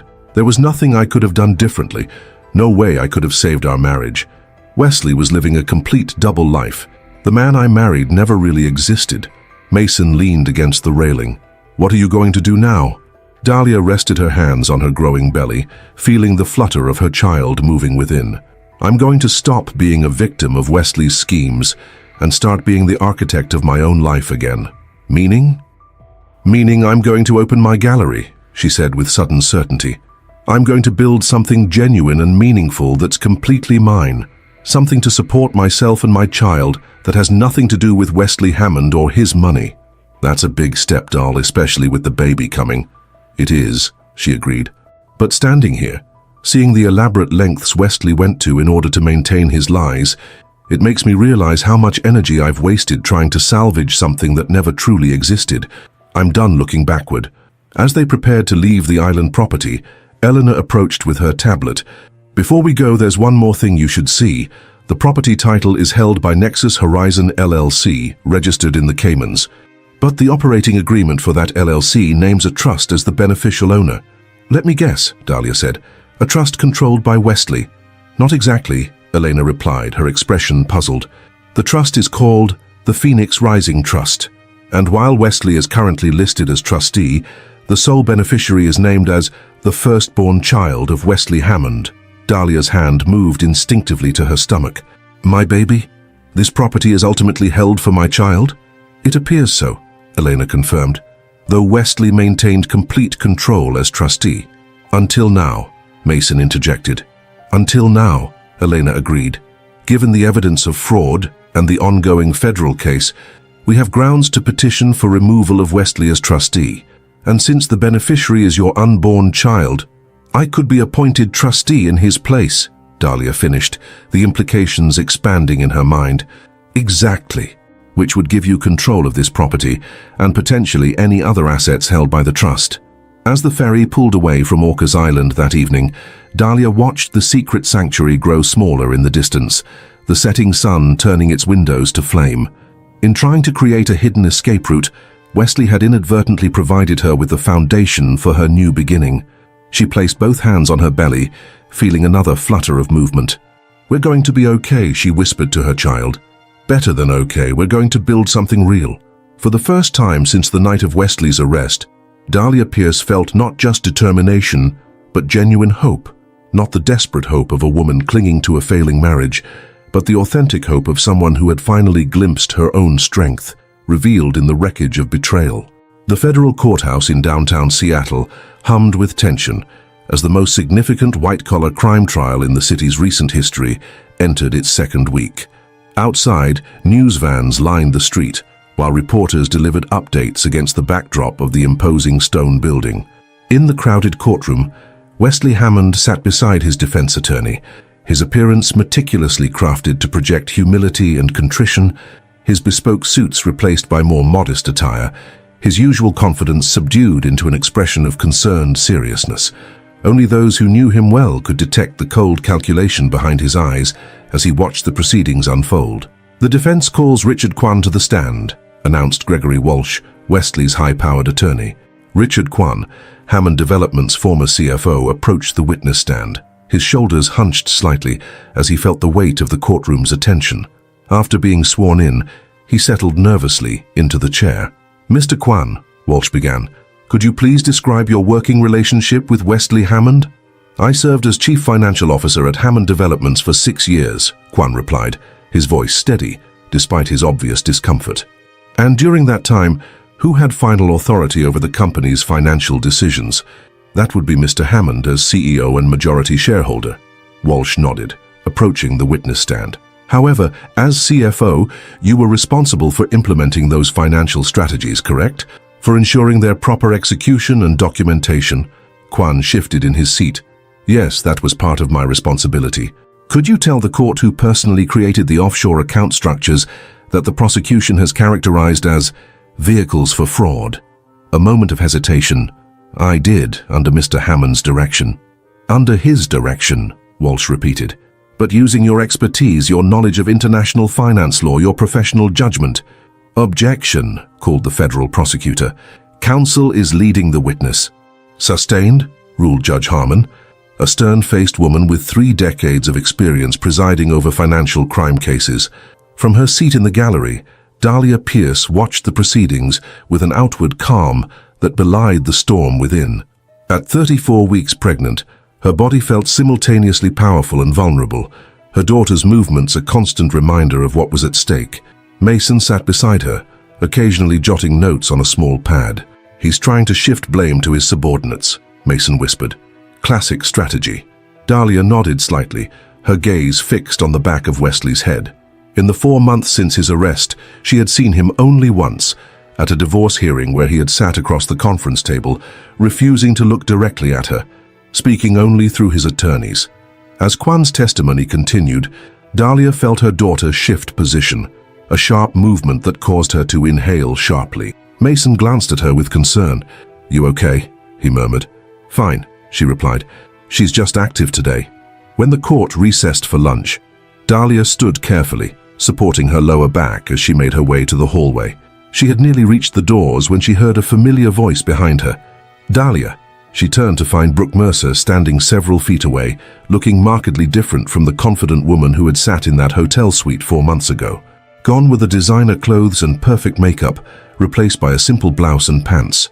Her red hair pulled back severely, dark circles visible beneath her eyes. "I didn't expect to see you here," Dahlia said, her voice neutral. "I testify tomorrow," Brooke replied, glancing nervously toward where U.S. Marshals escorted Wesley from the courtroom, "as part of my cooperation agreement." Understanding dawned. "You're working with the prosecution." "I had no choice," Brooke said, a defensive edge creeping into her voice. "They had evidence of my involvement. Limited immunity was the only option." Dahlia studied the woman who had participated in her humiliation, who had planned to flee the country with her husband while pregnant with his child. She expected to feel rage, but instead found only a weary contempt. "Was any of it real?" she asked quietly. "Between you and Wesley? Or was that just another business arrangement?" Something flickered across Brooke's face. Pain, or perhaps simply regret at a miscalculation. "I thought it was real," she finally admitted. "I believed everything he promised, that we'd be together after the divorce, that he had contingency plans for the investigation, that we'd start fresh somewhere else." She laughed bitterly. "Turns out I was just as deceived as you were, just in different ways." Before Dahlia could respond, she felt a sudden sharp pain radiate across her abdomen.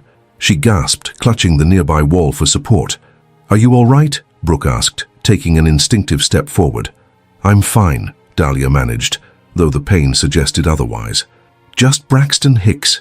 Mason appeared at her side, immediately noticing her discomfort. He glared at Brooke. "What did you say to her?" "Nothing," Brooke replied, backing away. "I was just—" "Mason, it's okay," Dahlia interrupted, straightening as the contraction passed. "We were just talking." "Well, talk's over," he said firmly, placing a protective arm around his sister. "You need to sit down and have some water." As they moved toward a bench, Dahlia glanced back at Brooke, who stood alone in the courthouse hallway, looking lost. A woman who had gambled everything on Wesley Hammond and was now facing the consequences of that choice. "What did she want?" Mason asked once they were seated. "Nothing specific," Dahlia replied.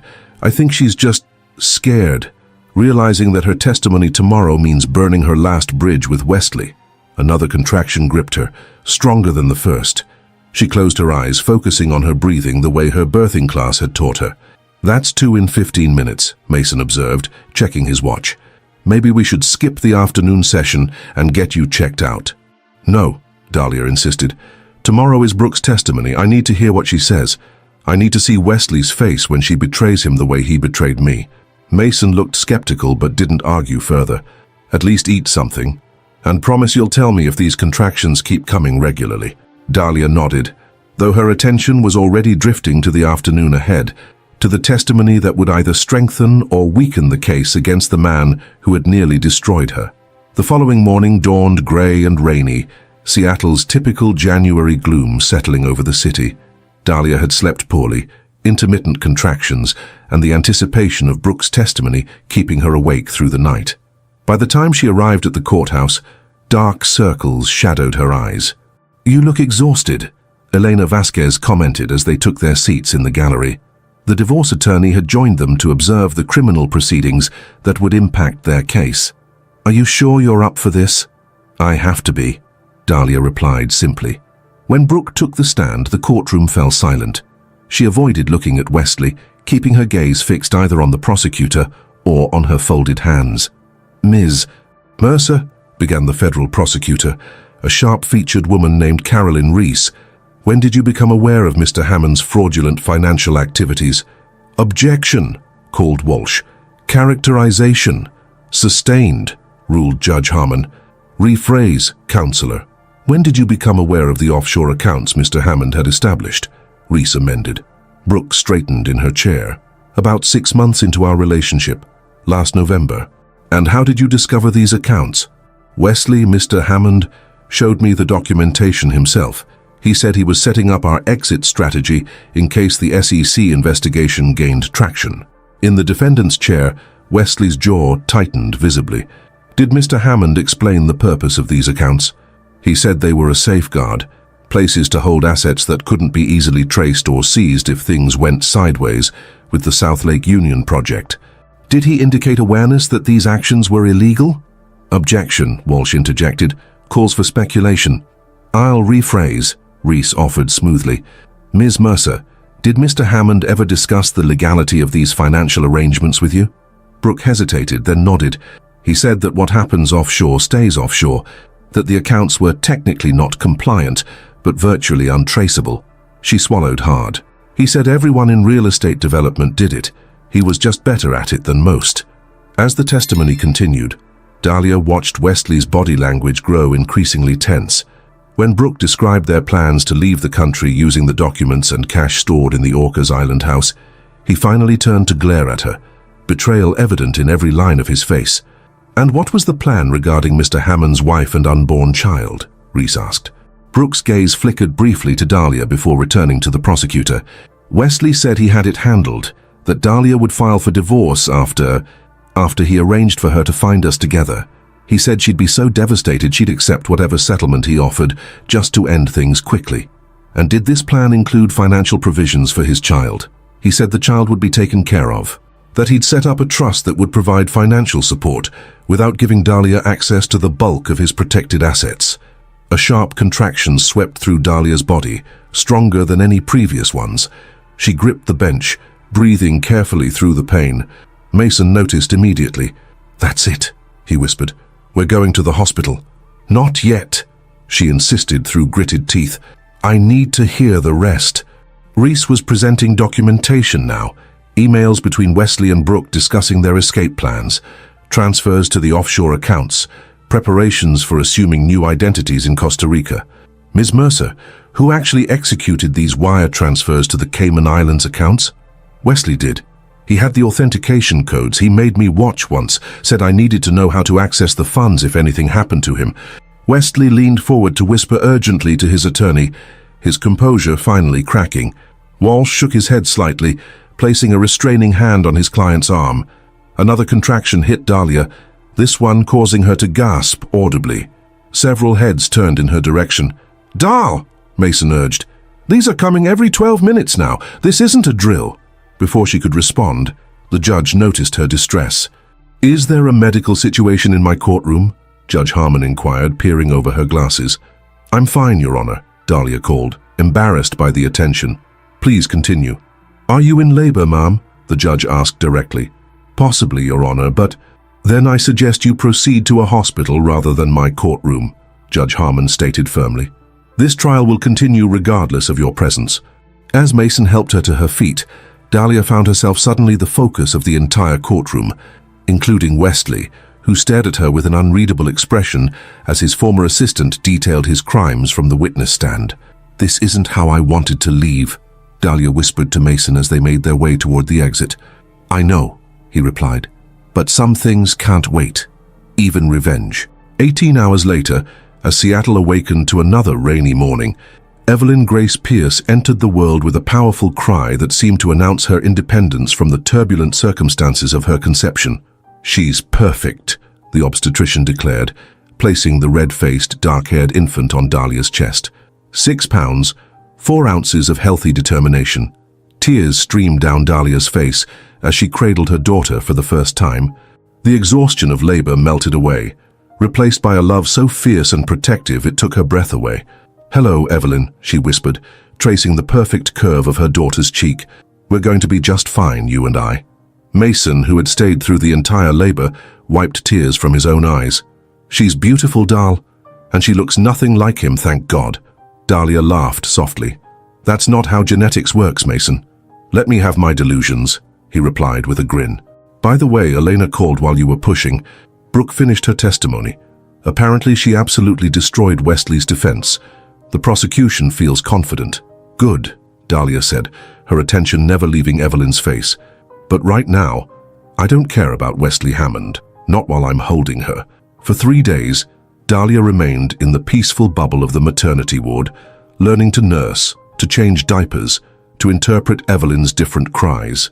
The world outside, with its courtrooms and lawyers and financial investigations, seemed distant and inconsequential compared to the miracle in her arms. On the 4th day, as she prepared to take Evelyn home to the apartment she'd rented near her brother's place, Elena arrived with a vase of lilies and news from the outside world.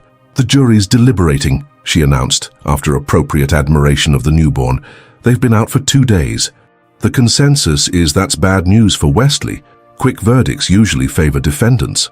Dahlia nodded, adjusting Evelyn against her shoulder. "Any news on our case?" "The discovery of the Orcas Island property and the Phoenix Rising Trust has been a game-changer," Elena confirmed. "The judge granted our motion to remove Wesley as trustee. As of yesterday, you're now in control of all trust assets as trustee for Evelyn." "What about the other properties? The ones in the Caymans and Costa Rica?" "That's more complicated. The federal government has frozen those pending the verdict. If he's convicted, they'll likely be seized as proceeds of criminal activity." Dahlia considered this information as she gently patted Evelyn's back. "What if I want to see him before the verdict?" Elena's eyebrows rose in surprise. "Wesley? Why would you want that?" "Call it closure," Dahlia replied. "There are things I need to say to him face to face for my own healing." "I strongly advise against it," Elena cautioned. "Anything you say could potentially impact both the criminal case and our divorce proceedings." "I understand the risks," Dahlia insisted, "but I need to do this for me, for Evelyn." Elena studied her client's determined expression and sighed. "I'll see what I can arrange, but I want to be present for any meeting." "That's fine," Dahlia agreed, "but it needs to be soon, before the verdict." The visitors' room at the Federal Detention Center was austere, beige walls, fluorescent lighting, a table bolted to the floor with chairs on either side. Dahlia sat straight-backed on one side, Elena beside her. The baby carrier containing a sleeping Evelyn rested on the floor next to her. When the door opened and Wesley entered, escorted by a guard, Dahlia was struck by how diminished he appeared. The confident, commanding presence that had once dominated every room now seemed contained, reduced. The orange jumpsuit hung loosely on his frame, suggesting weight loss, and a stubble shadowed his usually clean-shaven jaw. His eyes moved immediately to the baby carrier, widening slightly before returning to Dahlia's face. "You had the baby," he stated flatly as he sat across from her. "Evelyn Grace Pierce," Dahlia confirmed. "Born during Brooks' testimony. 6 pounds, 4 ounces. Something flickered across his face at the mention of Brooks' name. "You gave her your last name?" "Yes." An uncomfortable silence stretched between them until Wesley finally spoke again. "Why are you here, Dahlia? What do you want?" "Closure," she replied simply. "And to show you what you've lost." His jaw tightened. "If you came to gloat—" "I didn't," she interrupted. "I came to understand. To look you in the eye and ask, was any of it real, our marriage, your supposed love, or was I just a convenient cover story while you built your exit strategy with Brooke?" Wesley leaned back, studying her with the calculating gaze she now recognized all too well. "Does it matter? Will any answer I give change anything?" "It matters to me." He sighed, running a hand through hair that had begun to show more gray. "Parts of it were real," he admitted finally. "In the beginning. You were different from other women I'd known, less impressed by the trappings of success, more interested in substance. I found that refreshing. Until it became inconvenient," Dahlia observed. "Until it became clear we wanted different things," he corrected. "You wanted the fairy tale, love, family, connection. I wanted freedom, options, control. So you led a double life, built a secret house for your mistress while I was pregnant with your child." Wesley's gaze flicked to the baby carrier again. "The Orcas property was an investment and a contingency plan. A contingency plan that I now control," Dahlia informed him, satisfaction coloring her voice. "As trustee for Evelyn's trust." Surprise registered on his face. "How did you—" "The same way the feds found your offshore accounts," she replied. "Good forensic accounting. Turns out your careful planning worked against you. By placing that property in a trust for our child, you inadvertently ensured I would have control of it once you were removed as trustee due to criminal activity. Your attorney's idea, I presume," he said coldly. "Actually, it was mine," Dahlia countered. You underestimated me, Wesley, you always did. His expression hardened. Is that why you're here? To tell me how clever you've been while I sit in jail awaiting a verdict that could put me away for 20 years? No, she said quietly. I'm here because I wanted you to see her. Dahlia reached down to adjust the blanket covering Evelyn, who had begun to stir. Your daughter, the one you were willing to abandon. Wesley's composure cracked slightly as he leaned forward to see the infant's face. Something like longing crossed his features before he mastered it. She has your coloring. She has your eyes, Dahlia replied. Clear blue. The doctors say they might change, but I don't think they will. His gaze lifted from the baby to Dahlia's face. What do you want from me, Dahlia? I have nothing left to give. The feds have frozen my assets. The company is in receivership. Even if I'm acquitted, which seems unlikely after Brooks' testimony, I'll be financially ruined. I don't want anything from you, she said truthfully. Not anymore. What I want is for you to understand what your choices have cost you. Not just money or freedom, but this. She gently lifted Evelyn from the carrier, cradling her against her shoulder where Wesley could see her clearly. A daughter who will grow up knowing only stories about her father. A family that could have been yours if you hadn't been so focused on escape routes and contingency plans.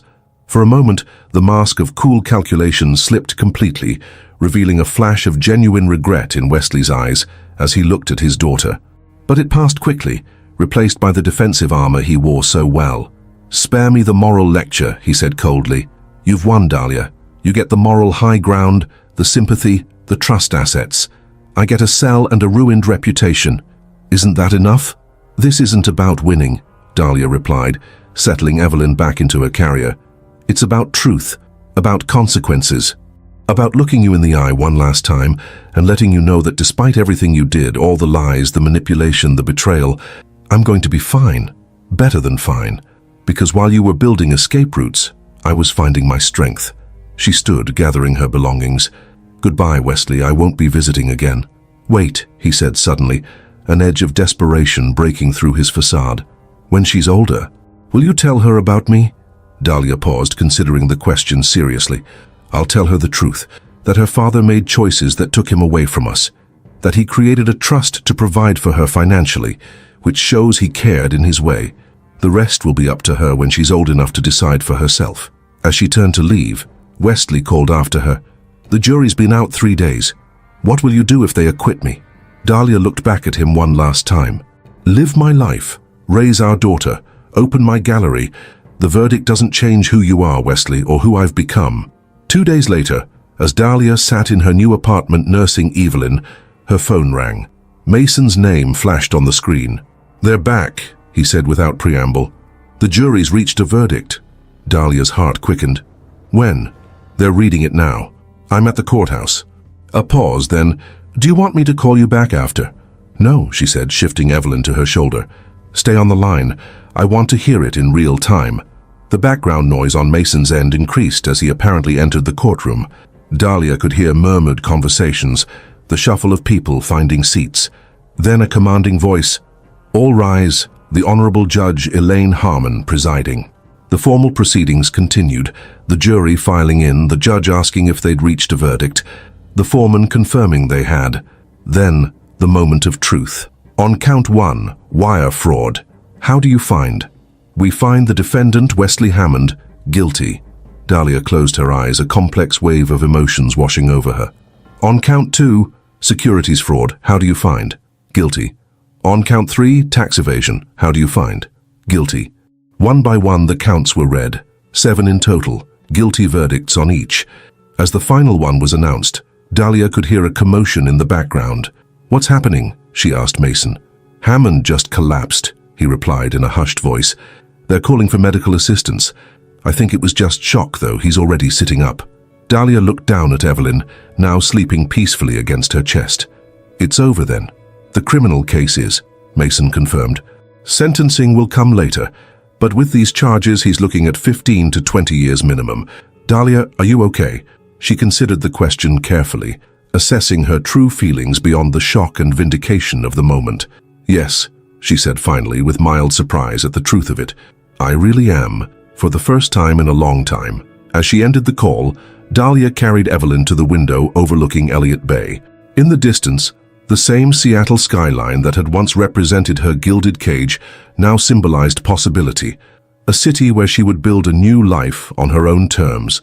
"It's just us now, little one," she whispered to her daughter, "and we're going to be extraordinary." In a courthouse across town, Wesley Hammond sat stunned as U.S. Marshals prepared to take him back to the detention center. The empire he had built through calculation and deception had crumbled entirely. The offshore accounts designed as safety nets had become evidence of his crimes. The woman he had underestimated now controlled the one asset he couldn't hide, and the child he had been willing to abandon would grow up never knowing him as anything but a cautionary tale. As they led him from the courtroom, his gaze caught on a small news headline scrolling across a reporter's laptop. "Phoenix Gallery to open in Capitol Hill this spring. Founder Dahlia Pierce promises art that transforms." Even in his moment of complete defeat, Wesley Hammond recognized the symbolism, the phoenix rising from the ashes of what he had tried to destroy. In the end, his most perfect deception had been believing he could control everything, including the woman whose strength he had never truly seen until it was too late. The Phoenix Gallery glowed with warm light against the early autumn evening. Floor-to-ceiling windows showcased the minimalist interior, where Seattle's art enthusiasts mingled, among carefully curated installations. At the center of it all stood Dahlia Pierce, in a simple black dress, her caramel hair styled in loose waves, a glass of champagne in hand as she spoke animatedly with potential investors. 6 months had passed since Wesley's conviction and sentencing, 18 years with the possibility of parole after 12. 6 months of rebuilding, of late nights drafting business plans after Evelyn fell asleep, of reconnecting with artists and collectors who had once respected her curatorial vision. "The concept is accessibility without compromise," she explained to the small group gathered around her. "Contemporary art that challenges without alienating. We're particularly focused on emerging Pacific Northwest artists who blend traditional influences with modern perspectives." Martin Chen approached, pride evident in his expression as he surveyed the gallery's opening night success. "You've exceeded even my optimistic expectations," he said, touching glasses with his former protege. "Full house, 3 red dots already, and the Seattle Arts Commission director cornered me to praise your bold vision." Dahlia smiled, the expression reaching her eyes in a way it rarely had during her marriage. "I couldn't have done it without your support, Martin." "Nonsense. This is all you." He glanced toward the back office where Mason was visible through the doorway, gently rocking 8-month-old Evelyn. "How's motherhood treating you?"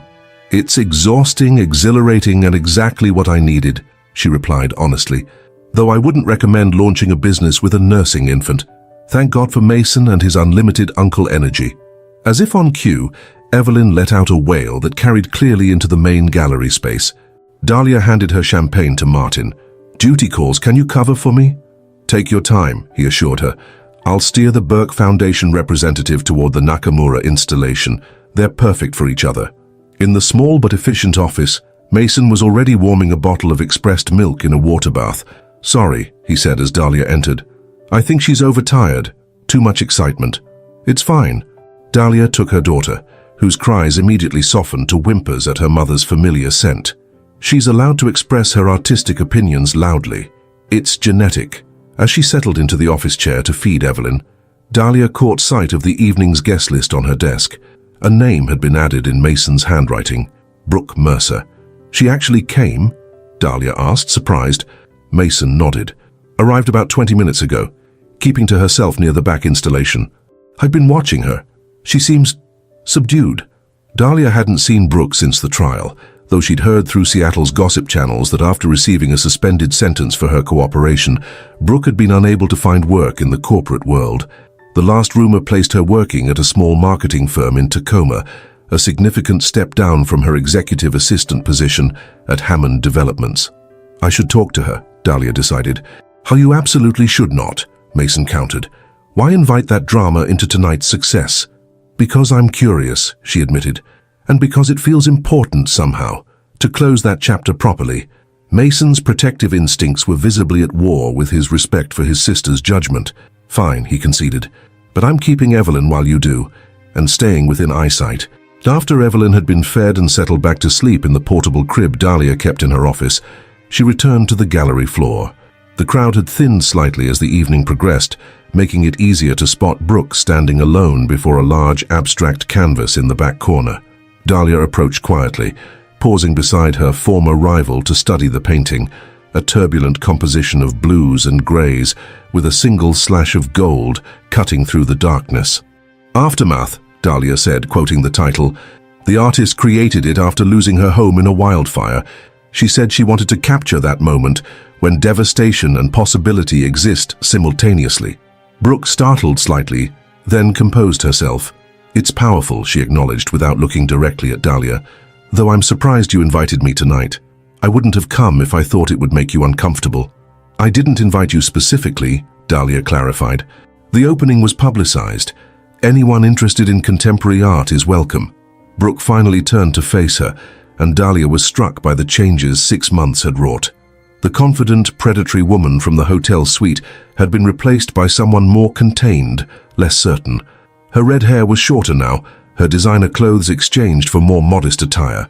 "Congratulations on the gallery," Brooke said after an awkward pause. "It's impressive, especially considering—" She gestured vaguely, encompassing everything that had happened. "Especially considering my life imploded less than a year ago," Dahlia supplied with a raised eyebrow. "Yes, I suppose it is." Another uncomfortable silence stretched between them before Brooke spoke again, her voice lower. "I wanted to say, not that it matters now, but I am sorry for my part in what happened to you." Dahlia studied her carefully, weighing the apparent sincerity against her lingering anger. "Are you sorry for the affair or sorry you got caught in Wesley's collapse?" "Both," Brooke admitted. "I was selfish and blind. I believed what I wanted to believe about him, about us, about you. What did you believe about me? That you were the obstacle, the naive, pampered wife who didn't appreciate what she had." Brooke laughed bitterly. "The irony is, I was the naive one. Wesley convinced me we had something special while he was planning to use me, just like he used everyone else." Dahlia could have responded with righteous anger, could have reminded Brooke of the hotel suite humiliation, of the matching clothes in the Orcas Island closet. Instead, she found herself saying, "He was very good at making people see what he wanted them to see." "Yes," Brooke agreed, surprise flickering across her face at Dahlia's measured response. "But that doesn't excuse what I did. I knew you were pregnant, and I still participated in that night." The memory of the hotel suite confrontation flashed vividly in Dahlia's mind. The rose petals, the champagne, the deliberate cruelty of their setup. Yet standing here now, in her own gallery surrounded by evidence of her resilience, the pain of that night felt strangely distant. "We were both victims of Wesley's manipulations," Dahlia said finally. "In different ways, but victims nonetheless." "You're being remarkably kind," Brooke observed cautiously. "Not kind," Dahlia corrected. "Just honest. Hating you requires energy I'd rather invest elsewhere." She gestured toward the surrounding gallery. "Like here, or in my daughter." At the mention of Evelyn, Brooke's gaze flickered toward the office where Mason stood in the doorway, watching their interaction closely. "How is she, your daughter?" "Perfect," Dahlia replied simply. The one truly good thing to come from all of this. Brooke nodded, then reached into her purse and withdrew a small envelope. "I brought this for you. A gallery warming gift, I suppose, though that's not really a thing." She handed the envelope to Dahlia. "You don't have to open it now, or ever, if you prefer not to." Curiosity overcame caution, and Dahlia opened the envelope. Inside was a check for $75,000. "What is this?" she asked, confused. "My severance from Hammond Developments," Brooke explained, "paid out before the assets were frozen. I didn't earn it, honestly, and I certainly don't deserve it after what happened. I thought maybe it could help with the gallery, or with Evelyn." Dahlia stared at the check, a complex mixture of emotions churning within her. Part of her wanted to tear it up, to reject anything connected to her past with Wesley. But another part recognized the significance of the gesture, not just the money itself, but what it represented. Brooke's acknowledgement of wrongdoing, her attempt at tangible amends. "I can't accept this," Dahlia said finally, extending the check back to Brooke. "Please," Brooke insisted, "I need to do something, to try to balance the scales, even if it's impossible." Dahlia considered for a moment, then tucked the check back into the envelope. "If you want to make amends, donate it to the Children's Art Therapy Program at Harborview Medical Center. They work with kids who've experienced trauma. That would be a better use than either of us could make of it. Relief visibly washed over Brooke's face. I will. Thank you for the suggestion and for... She gestured between them. This, talking to me when you had every right to have security throw me out. The Phoenix Gallery is about transformation, Dahlia replied, gesturing toward the painting beside them. About finding beauty after destruction. That has to include the possibility of redemption, even for people who've made terrible mistakes. As Brooke nodded and turned to leave, Dahlia added, That doesn't mean we're friends, Brooke, but it does mean I recognize we're both working to create something new from the wreckage Wesley left behind. After Brooke departed, Mason joined his sister, concern evident in his expression. Everything okay? Surprisingly, yes, Dahlia replied, watching as gallery assistants began tactfully ushering the last guests toward the exit. That was unexpectedly healing. You continue to amaze me, Mason said, squeezing her shoulder. I'd have told her exactly where to go and how to get there, which is why I handle the delicate client relations and you handle security, she teased. As the last guests departed and the gallery staff began the closing procedures, Dahlia retreated to her office, where Evelyn still slept peacefully. She sank into her chair, the adrenaline of the successful opening finally ebbing, leaving room for reflection. On her desk sat a small leather-bound notebook, her gallery journal where she recorded not just business matters, but personal milestones in this new chapter of her life. She opened it to a blank page and wrote, Opening night, 37 attendees, 4 sales, including the Chen Commission, 1 unexpected reconciliation. Below this, she hesitated, then added, Today I realized I'm truly free of Wesley Hammond, not because he's in prison, but because I no longer need him to be. 3 days later, Dahlia drove the winding roads of Orcas Island, Evelyn securely fastened in her car seat behind her. The autumn colors were at their peak, maples and oaks blazing orange and red against the evergreen backdrop. As she turned onto the private drive that led to the property that now legally belonged to the Phoenix Rising Trust, with herself as trustee, a sense of anticipation built within her. She hadn't returned to the island house since the discovery expedition with Elena and Mason. At the time, it had represented everything painful about Wesley's betrayal, his secret life, his escape plan with Brooke, his willingness to abandon his family. But today, approaching the property with Evelyn gurgling happily in the back seat, Dahlia saw it differently. The modern structure emerged from the trees, its glass and cedar exterior reflecting the afternoon light. Dahlia parked in the circular drive and sat for a moment, gathering her thoughts before retrieving Evelyn from her car seat. Welcome to your trust property, little one, she said, lifting her daughter into her arms. Though I think we'll need to redecorate extensively. Inside, the house was exactly as they had left it months earlier. The FBI had processed it as a crime scene, catalogued its contents, then released it back to the trust once they confirmed no illegal activities had taken place on the property itself. It remained a stunning architectural achievement with its soaring ceilings and panoramic water views, but the furnishings and decor still carried the imprint of Wesley's taste and Brooke's presence. Dahlia moved through the space systematically, Evelyn on her hip, making notes on her phone of changes she wanted to implement. The master bedroom, where she had discovered Brooke's clothing in the closet, would become a combination guest room and art studio. The second bedroom would be Evelyn's when she was old enough to appreciate it. The third would remain a guest room for when Mason or friends visited. In the kitchen, she set Evelyn in the portable high chair she'd brought along and prepared a light lunch from the groceries they'd picked up in East Sound. As they ate together, Dahlia a sandwich, Evelyn mashed bananas, she gazed out at the private cove below, where a pair of otters played in the protected waters. What do you think, Evie? She asked her daughter, who responded by offering a banana-covered fist in her direction. I agree. It's beautiful here.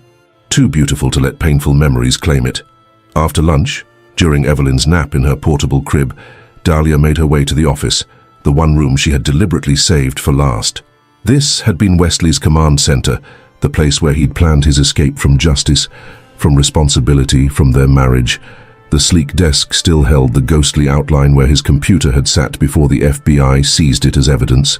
She opened the drawers one by one, finding them mostly empty except for basic supplies and a few innocuous documents that hadn't interested federal investigators. In the bottom drawer, however, she discovered a folder labeled simply contingencies. Inside were printed emails between Wesley and his attorney, discussing various scenarios related to the SEC investigation, including one that made Dahlia's blood run cold. If worst comes to worst, Wesley had written, the trust is our fail-safe. Even if convicted, I maintain control as trustee. Dee will never find the connection to the Cayman structure, and by the time the feds unravel it, the statute of limitations on the original transfers will have expired. The response from his attorney, risky strategy. If she discovers the trust before conviction, she could petition for your removal as trustee on grounds of breach of fiduciary duty or potential bankruptcy implications. Recommend alternative approach. Dahlia sat back, the pieces clicking into place. The Orcas Island property, held in the Phoenix Rising Trust with Evelyn as beneficiary, had never been intended as genuine provision for their child. It had been Wesley's final backup plan, assets hidden in plain sight, controlled by him regardless of what happened with the SEC investigation or criminal charges. She had unknowingly thwarted his plan by discovering the property before his conviction, allowing her legal team to successfully petition for his removal as trustee due to his criminal activities. What Wesley had intended as his safety net had become her new foundation. The irony was so perfect it almost made her laugh. Footsteps on the deck outside interrupted her thoughts. Dahlia tensed, immediately rising to check on Evelyn. The house was remote, accessible only by the private road. No one should be here. She moved quietly through the house to the great room where the deck was visible through the glass walls. Relief washed over her when she recognized Elena Vasquez standing outside, admiring the view. "You scared me," Dahlia said as she opened the sliding door. "I wasn't expecting anyone." "Sorry for the surprise," Elena replied. "I tried calling, but there's no signal on this side of the island. When you mentioned you were coming up today, I thought I'd join you. I have some documents that need signatures, and frankly, I was curious to see this place again now that it's officially under your control." Dahlia invited her in, offering coffee while they sat at the massive dining table overlooking the water. Elena spread several legal documents between them. "The divorce is officially final," she announced, sliding the top paper toward Dahlia. "Signed by the judge yesterday. Given Wesley's conviction and incarceration, it was straightforward once we established the trust issue." Dahlia traced her fingers lightly over the decree. After all the pain, the betrayal, the drama of the arrest and trial, the actual dissolution of her marriage came down to a few pages of legal language and a judge's signature.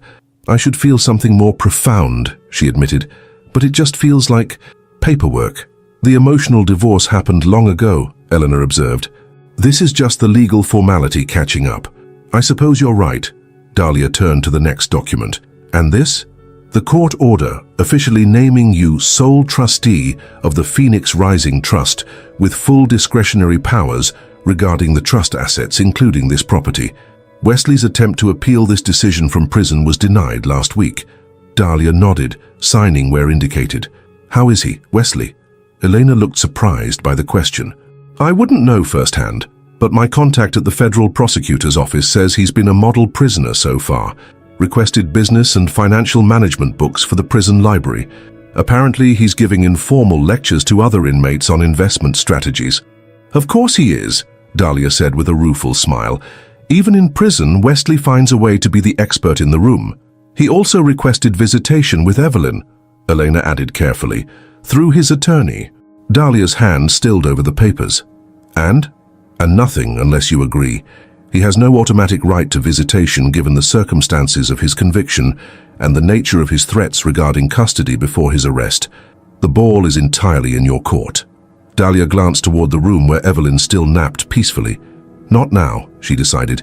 "Maybe when she's older and can understand the situation better. For now, I want her life to be stable, predictable, safe." "I'll convey that to his representatives," Elena promised. "Now there's one more matter we should discuss." She pulled out a final document. "This is interesting. Our forensic accountant finally unraveled the full structure of the Phoenix Rising Trust. It's quite elaborate." "Elaborate how?" "The trust wasn't created 3 years ago as we initially thought. It was established 5 years ago, well before you and Wesley even met. Originally it was called the Hammond Legacy Trust, with completely different terms. He renamed it and restructured it 2 years into your marriage. changing the beneficiary from himself to the firstborn child of Wesley Hammond. Dahlia frowned, trying to process this information. Why would he do that? That's where it gets interesting, Eleanor continued. The restructuring happened 3 days after he learned you were pregnant. And the terms of the new trust are extraordinarily favorable to the beneficiary, meaning Evelyn. There are no conditions allowing him to reclaim control once released from prison, no provisions for the assets to revert to him under any circumstances. I don't understand. That doesn't sound like Wesley at all. I agree, Eleanor said, which is why I had our people dig deeper. They found this. She produced a copy of an email Wesley had sent to his attorney the day after the trust restructuring. Restructure complete. Now Hammond blood will control the island property, regardless of what happens with the SEC situation. If they come after me personally, this asset remains protected for my heir. So it wasn't about providing for our child, Dahlia concluded. It was about keeping the property in the Hammond family name, protected from his creditors or the government. Essentially, yes. But in restructuring it the way he did, he inadvertently created an irrevocable trust that truly benefits Evelyn, regardless of his original motivations. It's one of the best examples I've seen of someone's manipulative plan backfiring completely. Dahlia couldn't help but laugh. He tried to use our child as a shield for his assets, and instead created the foundation for her financial independence from him. That's, she searched for the right word, poetic. Indeed, Elena agreed with a rare smile, poetic justice. After Elena departed with the signed documents, Dahlia took Evelyn from her crib and walked down to the private beach below the house. The afternoon sun was beginning its descent, casting golden light across the protected cove. Dahlia held her daughter's hands as Evelyn practiced standing in the soft sand, her little legs wobbling with the effort. This is yours, Dahlia told her. Not because your father tried to use you as a financial shield, but because sometimes life has a way of transforming deception into unexpected gifts. As if understanding the significance of the moment, Evelyn took her first independent step, then another, before plopping down on the sand with a delighted giggle. Dahlia knelt beside her daughter, tears unexpectedly blurring her vision. In this moment of milestone achievement, in this place that had once symbolized betrayal, she felt the final pieces of her healing lock into place. 2 weeks later, Dahlia sat in her gallery office reviewing the month's sales figures when her assistant knocked on the open door. "There's someone here to see you," Camilla said, her expression suggesting the visitor was unexpected. "He says he's from the Federal Bureau of Prisons?" Dahlia looked up, surprised. "Did he say what it's about?" "Something about a letter. He said you'd understand." Curious and slightly apprehensive, Dahlia agreed to see the visitor. A middle-aged man in a nondescript suit entered, introducing himself as Corrections Counselor Davis from the federal facility where Wesley was incarcerated. "Ms. Pierce, thank you for seeing me," he began, taking the seat she offered. "I'm here regarding a somewhat unusual situation involving inmate Hammond." "Is something wrong?" Dahlia asked, automatically concerned despite herself. "Not wrong exactly," Davis clarified. "Part of my job involves rehabilitation programming and maintaining appropriate communications between inmates and their families. Mr. Hammond has been participating in our accountability and reconciliation program, which encourages inmates to take responsibility for the impact of their crimes on victims and loved ones." "And this involves me how exactly?" Davis reached into his briefcase and withdrew a sealed envelope. "As part of the program, Mr. Hammond wrote you a letter. Under our protocols, I've reviewed the contents to ensure they're appropriate and non-manipulative. I'm here because he specifically requested that I deliver it personally, rather than trusting it to the mail." He placed the envelope on the desk between them. It was marked simply Dahlia in Wesley's distinctive handwriting.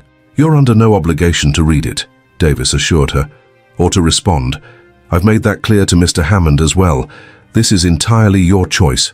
Dahlia stared at the envelope, conflicting emotions churning within her. "Is this common? For counselors to hand-deliver inmate letters?" "No," Davis admitted, "but Mr. Hammond has been an exemplary participant in our programs, and the content of the letter, well, it seemed sincere enough to warrant the exception." After the counselor departed, Dahlia sat alone in her office, the unopened letter before her like a time bomb of uncertain emotional impact. Part of her wanted to throw it away unread, to maintain the hard-won peace she'd established in her life. But another part, The curator, who had always searched for authenticity for the story behind the art, was undeniably curious. Finally, after checking that Evelyn was still happily playing with Camilla in the gallery's small break room, Dahlia opened the envelope and began to read. Dahlia, I've written this letter 17 times. The counselors here encourage authenticity and honest reflection. But after a lifetime of strategic communication, I'm not sure I remember how to be simply honest. So I will try again, without calculation or ulterior motive. I am sorry, not for getting caught, not for losing, but for who I was with you, manipulative, controlling, cruel, for seeing your authenticity as something to be exploited rather than valued, for planning to use our child as a financial shield rather than loving her as a father should. The psychiatrist here says I display significant narcissistic traits with sociopathic tendencies, a clinical way of saying I've spent my life using people as pieces in my personal chess game. You were supposed to be just another piece, the perfect wife who completed my successful image while I built exit strategies with other women, other identities, other possibilities. But you were never just a piece, were you? Even from the beginning, you saw things in art, in life, in people, that I missed entirely. You recognized beauty in imperfection while I demanded control through false perfection. I don't expect forgiveness. I don't deserve it. But I wanted you to know that in losing everything, freedom, reputation, company, marriage, I've finally begun to see what actually matters. Too late, obviously. That seems to be my particular tragedy. The counselor who will deliver this letter tells me you've opened your gallery, that you're raising our daughter with the authenticity and warmth that I never appreciated in you. He says you seem strong, centered, whole. I'm glad for that, even as I regret my role in making your path so difficult. I've instructed my remaining legal team, reduced considerably in both size and prestige since my conviction, to cooperate fully with any requests regarding Evelyn's trust. The island property belongs to her, to you both, without reservation or condition. It was perhaps the only good decision I made, though even that began as a selfish calculation. I won't write again unless you indicate you're open to communication. I won't request visitation with Evelyn again until she's old enough to have a voice in the decision. These aren't negotiating tactics. They're the bare minimum of respect that I failed to show you during our marriage. The man you married doesn't exist anymore.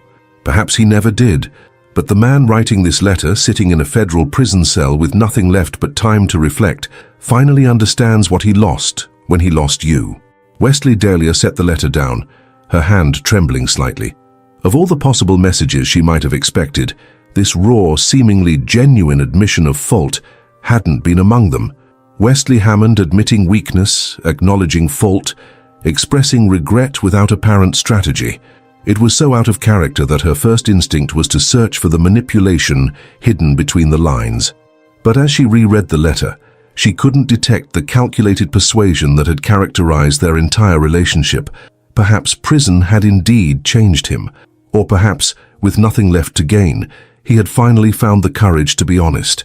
She slipped the letter back into its envelope, then placed it in her desk drawer without making an immediate decision about how or whether to respond. Whatever Wesley Hammond had become in prison, whatever genuine regret he might feel, her focus remained on the future she was building, not the past he had shattered. Later that evening, as she sat on the floor of their apartment building block towers with Evelyn, her phone chimed with a notification from the Phoenix Gallery's website contact form.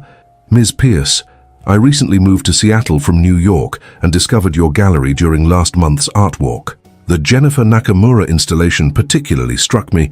Her use of negative space as commentary on absence and presence is remarkable. I'm interested in potentially commissioning a piece for my foundation's new headquarters. Would you be available to discuss next week? Regards, Catherine Whitman, Executive Director, the Phoenix Foundation for Survivors of Financial Abuse. Dahlia stared at the message, a slow smile spreading across her face as the name registered. Catherine Whitman, the former wife of Victor Whitman, a hedge fund manager convicted of fraud 5 years earlier. She had not only survived the public scandal, but had established a foundation that provided legal and financial counseling to those affected by similar crimes. This wasn't just a potential commission, it was an opportunity to connect with someone who understood, who had walked a similar path, and emerged not just intact, but purposeful. As Evelyn knocked over the tower they'd built, laughing with delight at the crash. Dahlia felt the perfect symmetry of the moment. Destruction immediately followed by the joy of rebuilding. It was exactly the philosophy that had guided her through the past year, the principle upon which she had named her gallery. "Again?" Evelyn demanded, already reaching for another block. "Yes, sweetheart," Dahlia agreed, setting her phone aside to fully engage with her daughter. "We'll build it again. Better this time." The Phoenix Gallery's first anniversary coincided with Evelyn's first birthday. Dahlia combined the celebrations with an exhibition titled Transformations, featuring works that explored themes of change, resilience, and rebirth. The centerpiece was a commissioned installation by Jennifer Nakamura, a series of delicate paper phoenix sculptures rising from stylized flames, each containing within it a photograph or artifact representing something lost and something gained. The gallery buzzed with activity, art lovers examining the installations, friends celebrating Evelyn's birthday, colleagues congratulating Dahlia on her successful first year. In one corner, Mason, supervised as Evelyn, dressed in a tiny party dress, delightedly smashed her hands into a small cake specially made for her. Among the guests, Dahlia spotted Catherine Whitman, now a friend and important client, deep in conversation with Martin Chen. Nearby, Elena Vasquez chatted with the director of the Seattle Arts Commission. Even Brooke Mercer had sent flowers, though she hadn't attended herself, a thoughtful distance that Dahlia appreciated. As the evening progressed, Dahlia found herself drawn to Nakamura's Phoenix installation. Within each delicate paper sculpture was a small object or image representing a personal transformation. A wedding ring paired with keys to a new home, a hospital bracelet alongside a first artistic creation, a corporate ID badge beside a passport stamped with new adventures. For her own contribution to the installation, Dahlia had chosen to include the small digital recorder she had planted in Wesley's office, the one that had captured his conversation with Brooke about their plans for the vow renewal night, the recording she had never actually listened to but had turned over to federal investigators. Beside it, she had placed Phoenix Gallery's first official sale receipt. "It's powerful," said Catherine, joining her before the installation. "Using the instruments of your past pain as literal building blocks for your new beginning." Dahlia nodded. "That's exactly what Jennifer and I discussed when conceptualizing the piece. Not erasing the past, but transforming it, incorporating it into something new and meaningful." "Have you heard from him?" Catherine asked gently.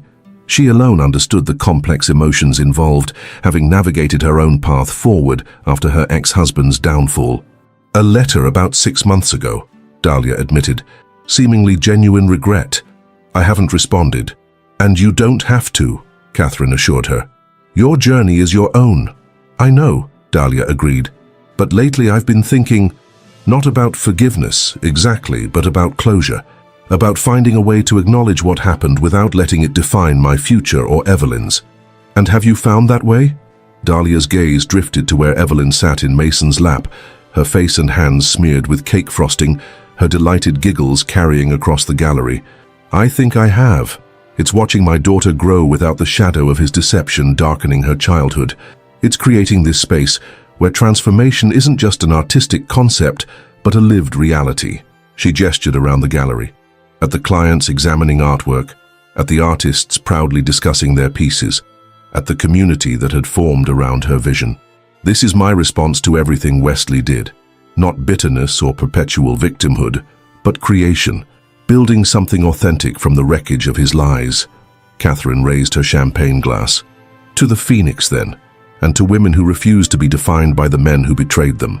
"Saluted to the Phoenix," Dahlia agreed, touching her glass to Catherine's, "and to transforming deception into something beautiful." Later that night, after the guests had departed and Evelyn slept peacefully in her crib, Dahlia stood on the balcony of their new Capitol Hill apartment, watching the Seattle skyline glitter against the night sky. The Hammond Tower still dominated the downtown landscape, though it now bore a different corporate name following the company's bankruptcy and restructuring. Wesley's letter sat on the small table beside her, reread one final time before she made her decision. After careful consideration, she had drafted a brief response, not filled with recriminations or lingering anger, but a simple acknowledgement of his words and a clear statement of boundaries. "Wesley, I received your letter.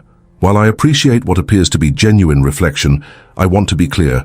Our marriage is over, and my focus is on raising Evelyn and building my own life. For Evelyn's sake, I won't prevent her from knowing you when she's old enough to make that choice for herself. Until then, I ask that you respect my decision to provide her with stability and positivity. I am neither defined by what you did, nor consumed by anger about it. That may be difficult for you to understand, but it's the truth.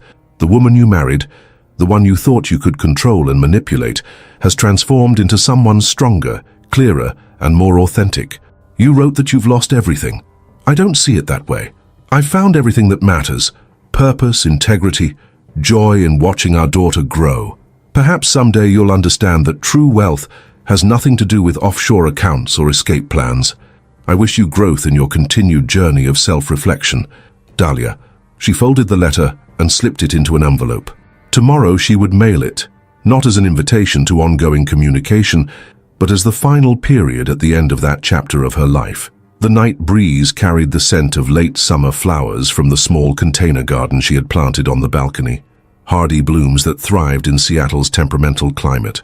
Among them, just beginning to unfurl its colorful petals, was a dahlia plant, the flower her parents had named her after, known for its complexity, resilience, and striking beauty. Like its namesake, Dahlia Pierce had emerged from the shadow of deception to bloom more vibrantly than before, transformed but undiminished by the storm that had nearly destroyed her.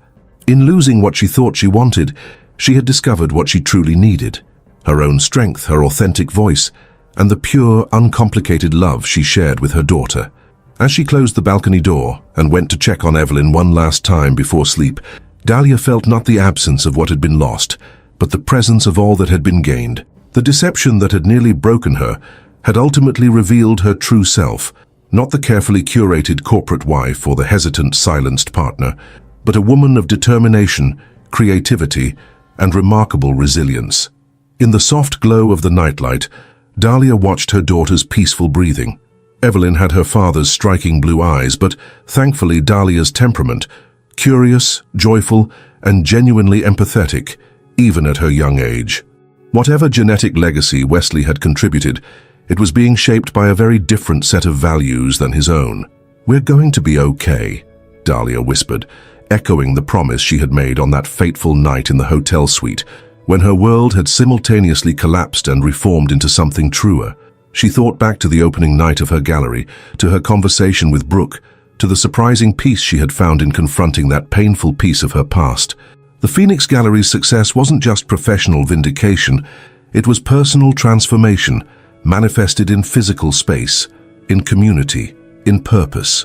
The forensic accounting team had eventually uncovered most of Wesley's hidden assets, revealing a complex web of offshore accounts and shell companies designed to protect his wealth from both the government and from her in case of divorce. But his most sophisticated scheme, the Phoenix Rising Trust with its valuable Orcas Island property, had become the foundation of Dahlia's new life with Evelyn, a perfect inversion of his intentions. She had kept the trust's name when establishing her gallery, finding poetic symmetry in reclaiming the phoenix as her own symbol. What Wesley had intended as his secret survival mechanism had instead fueled her rebirth. The man who prided himself on strategic thinking had inadvertently created the perfect conditions for her transformation. The gallery was flourishing, establishing Dahlia as a significant voice in Seattle's contemporary art scene. The connections she had rebuilt, with Martin, with former colleagues, with artists she had championed years ago, had blossomed into a vibrant professional network. Her curatorial vision, temporarily buried during her marriage, had re-emerged stronger and more defined. As she prepared for bed that night, Dahlia recalled something her grandmother had once told her: "Sometimes the universe hands you exactly the crisis you need to become who you're meant to be."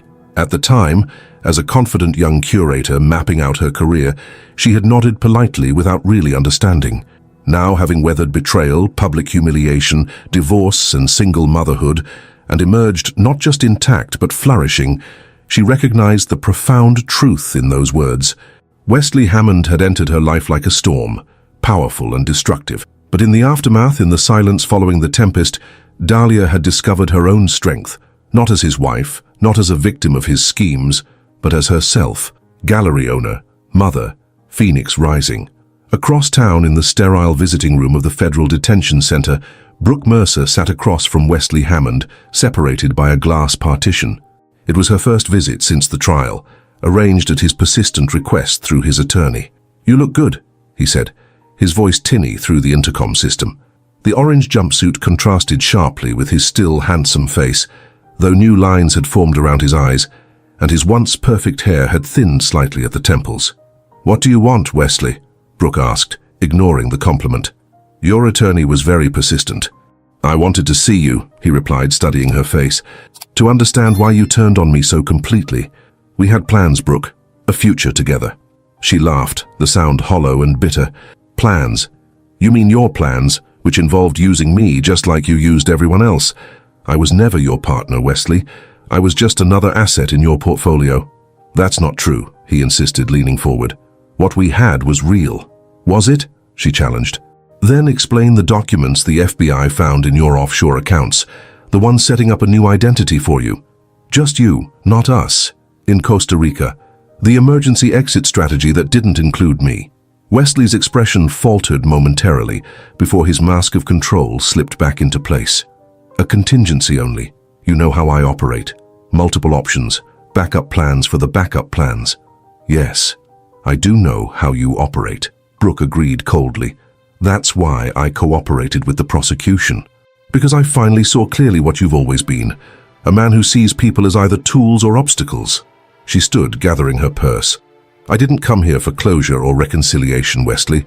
I came to see for myself what I almost sacrificed everything for, and now I have."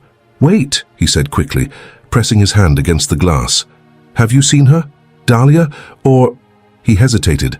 "My daughter." Brooke paused, considering how much to share. "I saw them both at the gallery opening. Your daughter is beautiful, Wesley.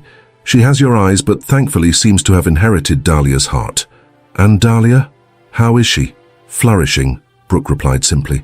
"She's built something genuine and meaningful from the wreckage you left behind. Something you could never create with all your strategic planning and manipulation."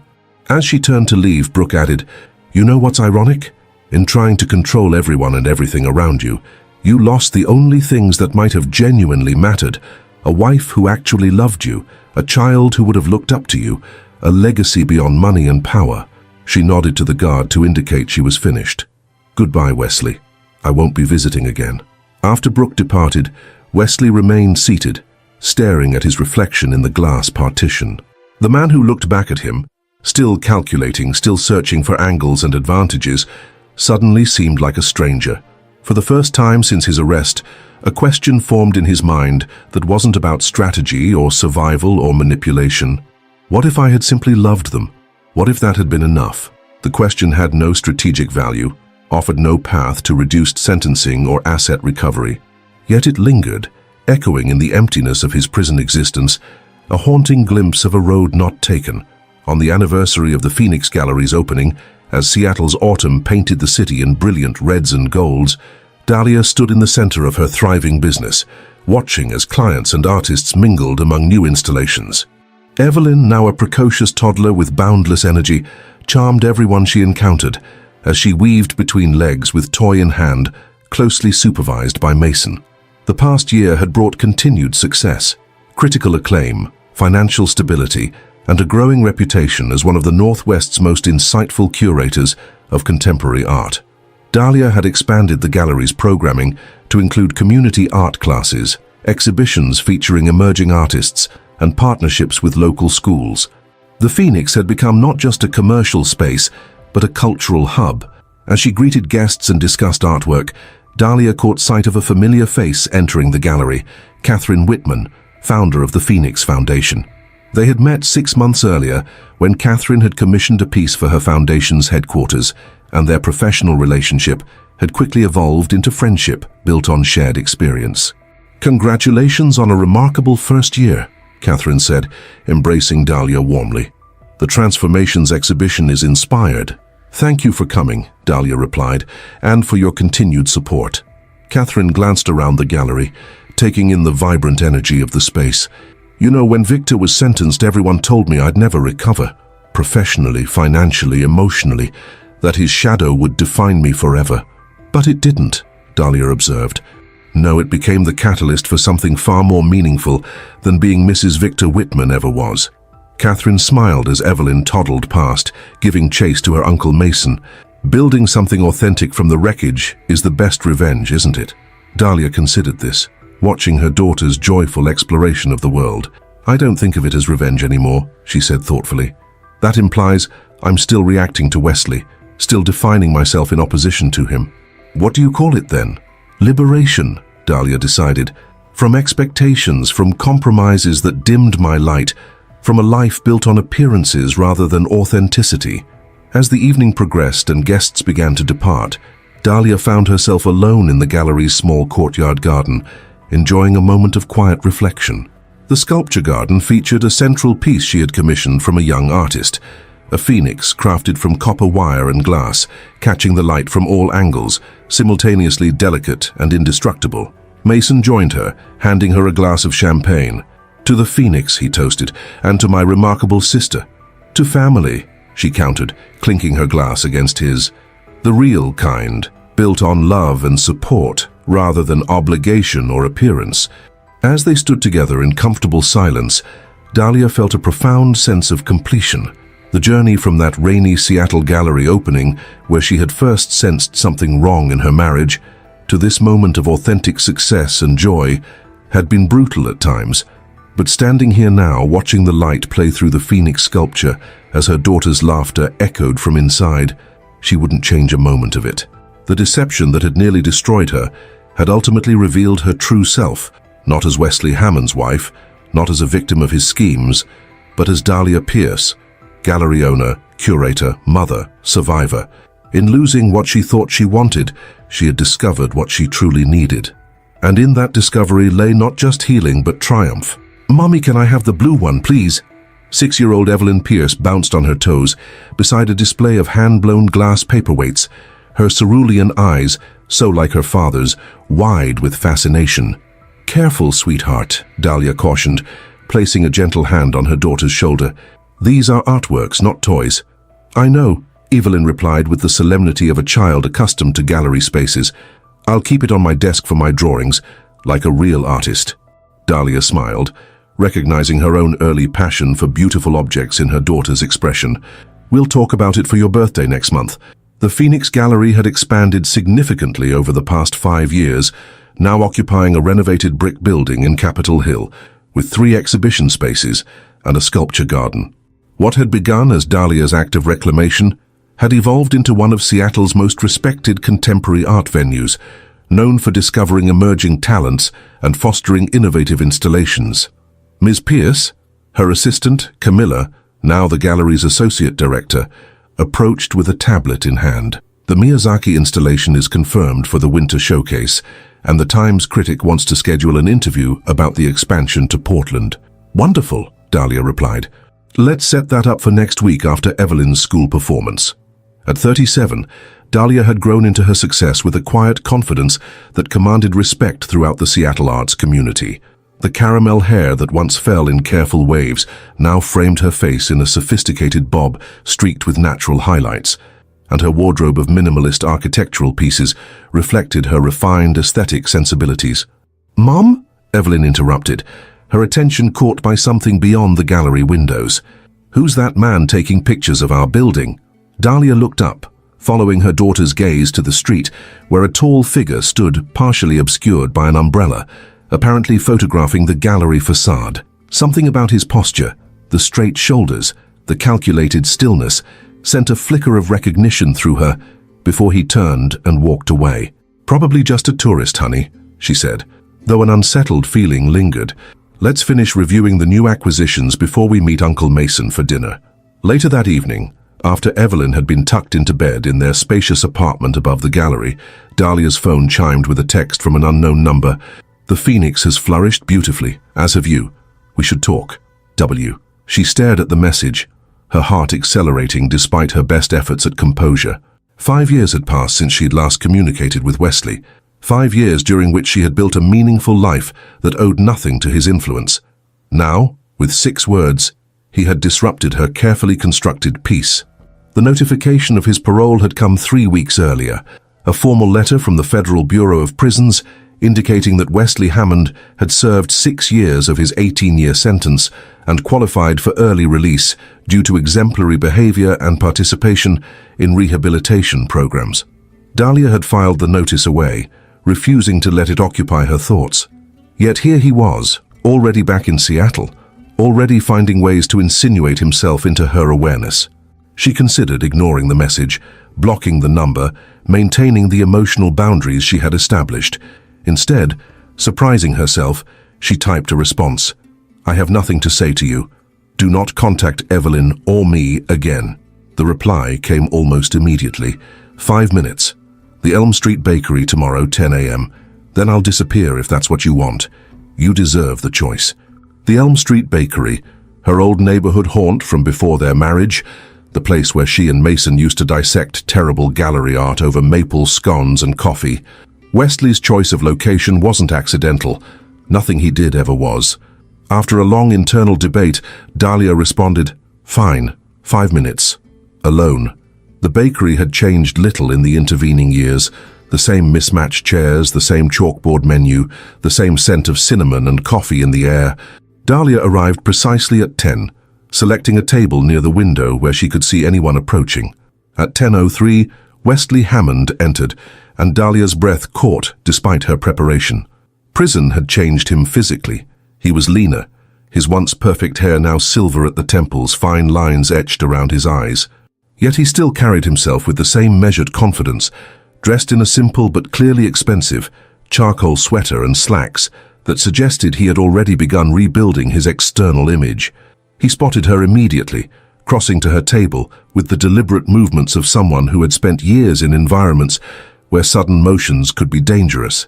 "Dahlia," he said, her name carrying a weight of unspoken history. "Thank you for coming."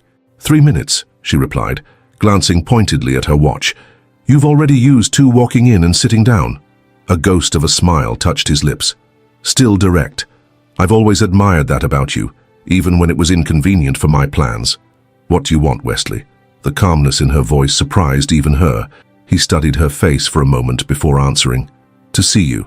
To apologize in person, not through prison-monitored letters. To let you know that I understand now what I destroyed." "You understand?" The words held a sharp edge. 6 years in a minimum security federal prison, and suddenly you comprehend the magnitude of your betrayal. "No," he admitted, his candor unexpected. "I don't claim to fully understand it, but I've had 6 years with nothing but time to reflect on the choices I made. The man I was when we married was..." He paused, seeming to search for the right words. He was hollow, constructed entirely of ambition and appearance. Dahlia remained silent, unwilling to make this easier for him. "I've seen the gallery," he continued. "Read about your success. You've built something remarkable, Dahlia, something genuine in a way Hammond Developments never was." "If you came here for absolution, you're wasting both our time," she said, gathering her purse. "Your 5 minutes are up." "I came to tell you I'm leaving Seattle," he said quickly. "I've accepted a position with a development firm in Austin. I won't intrude on the life you've built here." This gave her pause. "And Evelyn? I'd like to meet her someday when you think it's appropriate, but on your terms, not mine." He placed an envelope on the table between them. "This contains legal documents relinquishing all claims to visitation rights unless specifically granted by you. My attorney can explain the details if you wish." Dahlia stared at the envelope, genuine surprise displacing her practiced composure. Of all the scenarios she had anticipated, Wesley Hammond voluntarily surrendering his parental rights had not been among them. "Why would you do this?" she asked, suspicion coloring her tone. "Because control was always my currency," he replied with unexpected self-awareness. "My weapon. The only way I can demonstrate that I've changed, even slightly, is by relinquishing that control where it matters most." He stood, adjusting his sweater with that familiar gesture that once signaled the conclusion of a business negotiation. "I won't contact you again unless you initiate it. The choice is yours, as it always should have been." As he turned to leave, Dahlia found herself saying, "Wesley, one question." He paused, waiting. "Was any of it real? Us, I mean. Was there ever a moment when you weren't calculating, manipulating, planning exit strategies?" The question hung between them, laden with 6 years of unspoken history. "Yes," he said finally, his voice rough with an emotion she had never heard from him before. "The morning after our wedding, you were sketching the view from our hotel balcony in Santorini, completely absorbed, hair blowing in the wind. I watched you and thought, this woman sees beauty everywhere. And for a moment, just one moment, I wanted to see the world through your eyes instead of mine." Without waiting for her response, he walked out of the bakery, leaving Dahlia with an envelope of legal documents and an unexpected glimpse into a truth she had long ago stopped seeking. "He's back in Seattle?" Mason asked that evening. His protective instincts immediately engaged as they sat on Dahlia's balcony after Evelyn had gone to bed. "For how long?" "Just temporarily, apparently," Dahlia replied, turning the wineglass in her hands.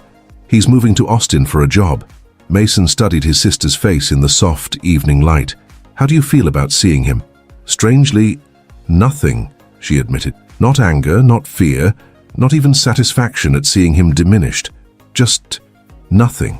"That's called healing, Dahl," he observed. 6 years ago, the mere mention of his name could send you into a panic attack." She nodded, considering this. "It's more than that, though. Seeing him today, I realized something important. I won. Not just survived, but won." "Of course you did. The gallery is thriving. Evelyn is amazing. No," she interrupted. "I mean, I won on a level Wesley would understand. The level that would matter most to him." She reached for a folder on the side table, handing it to Mason. "Remember how devastated I was when I discovered the Phoenix Rising Trust wasn't created out of love for our child, but as a financial shelter for Wesley's assets? Hard to forget. You cried for hours, then got coldly strategic in a way that honestly scared me a little. That was the turning point," Dahlia explained. "When I stopped being reactive and started being proactive. These documents show what I've built since then." Mason opened the folder, scanning the contents with growing amazement. "The Phoenix Arts Foundation, property holdings in 3 states, investment portfolios. Dahl, this is a financial and cultural legacy that will long outlast Hammond Developments," she finished. "Built from the seed of that one property, Wesley thought he was cleverly hiding from the feds." Understanding dawned in Mason's expression. "You used his own tactics against him." "With one crucial difference," Dahlia clarified. "Everything I've built is legitimate, transparent, built on actual value rather than financial sleight of hand." "Does he know?" A smile played at the corners of her mouth. "He's seen the gallery, probably read about our expansion to Portland, but the foundation, the property holdings, the investment structures designed to benefit art education for generations to come? No, those details aren't public. So the ultimate revenge is that he'll never know the full extent of what you've accomplished using his playbook, but with integrity."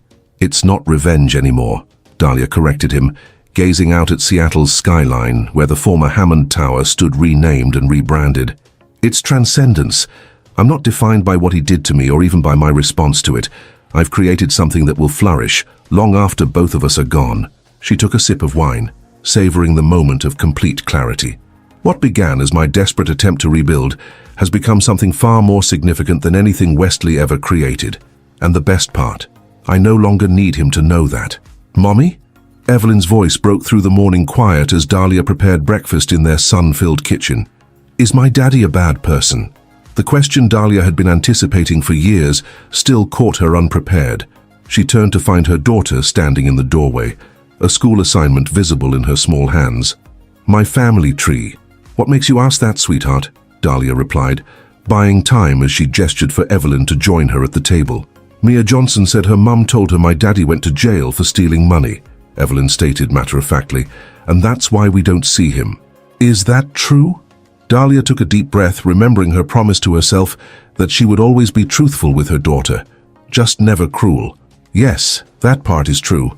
Your father made some bad choices with money that broke the law, and he had to go to jail for those choices." "But is he a bad person?" Evelyn persisted, her clear blue eyes, Wesley's eyes, focused intently on her mother's face. "People aren't simply good or bad, Evie," Dahlia said carefully. "We all make choices, some good and some bad. Your father made some very bad choices, but that doesn't mean everything about him is bad. Do I look like him?" The question held innocent curiosity rather than concern. "You have his eyes," Dahlia acknowledged with a smile. "Beautiful blue eyes that see the world so clearly. And maybe his determination. You never give up when something is important to you. Evelyn considered this information seriously. Will I ever meet him? The question hung in the air between them, weighted with implications for their future. Dahlia thought of the envelope Wesley had given her, still unopened in her desk drawer, of his promise to respect her boundaries, of the glimpse of genuine regret she had seen in his eyes at the bakery. Someday if you want to, she finally answered, when you're older and can understand more about complicated grown-up situations, and only if you choose to. Evelyn nodded, apparently satisfied with this answer. Can I put his name on my family tree? The teacher said we should include everyone, even if we don't see them. Yes, Dahlia agreed. His name is Wesley Hammond.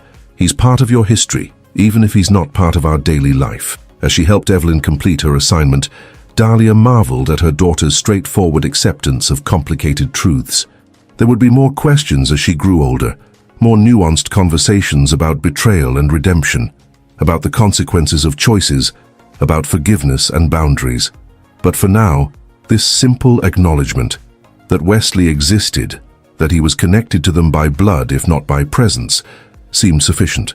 The following week, as autumn painted Seattle in vibrant colors reminiscent of that fateful gallery opening nearly 7 years earlier, Dahlia received a small package at the gallery. Inside was a first edition copy of a rare art history text she had once mentioned admiring during their courtship, with a simple note, "For Evelyn's education fund, no strings attached." Tucked inside the book was a cashier's check for an amount that, while substantial, represented only a fraction of what Wesley had once controlled. The gesture was restrained, almost humble, so unlike the grandiose manipulations that had characterized their marriage. After careful consideration, Dahlia deposited the check into a separate educational trust she established for Evelyn, distinct from the larger Phoenix Foundation assets.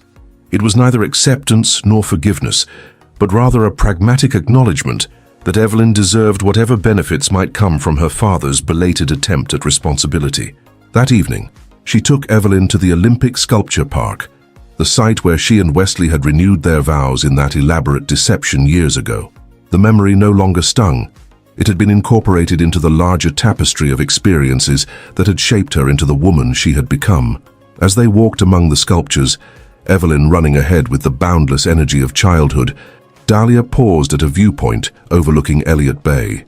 The same waters, the same mountains, the same city skyline that had witnessed her deepest humiliation now framed her greatest triumph. "Look, Mommy," Evelyn called, pointing to a new installation, a series of mirrored panels that captured and reflected the surroundings, transforming everyday scenes into kaleidoscopic art. "It's making everything beautiful in a different way." "Yes," Dahlia agreed, watching her daughter's delight with a full heart. Sometimes seeing things differently is the greatest art of all. In that moment, with Seattle spread before her and her daughter's laughter carrying on the autumn breeze, Dahlia Pierce finally understood the complete arc of her journey. What had begun in deception, Wesley's calculated manipulation, her own willful blindness, had blossomed into a life of authentic beauty and purpose. The gallery that had once been a desperate act of reclamation was now a thriving cultural institution. The daughter who might have been collateral damage in Wesley's schemes was now a joyful, secure child with limitless potential. And Dahlia herself had transformed from the perfect corporate wife into a woman who defined success on her own terms, not in opposition to Wesley Hammond's betrayal, but as an expression of her deepest values. As the setting sun cast golden light across the water, Dahlia recognized that the final piece of her healing wasn't forgiveness of Wesley, but gratitude for the painful catalyst that had set her on this path. In attempting to destroy her through deception, he had inadvertently revealed her true strength and set her free to create something far more meaningful than either of them could have imagined.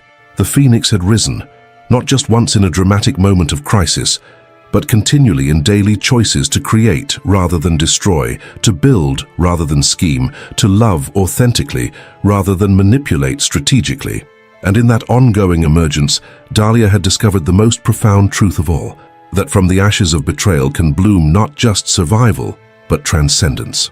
If this story touched your heart and you want to keep following inspiring and moving stories, be sure to check out our upcoming videos. Subscribe to our channel and turn on notifications to stay updated on new content that can brighten your journey and provide valuable insights. Join us and keep exploring stories that truly matter. I'm sure the next video that pops up on your screen will touch you as well, so click on it now and we'll see you there.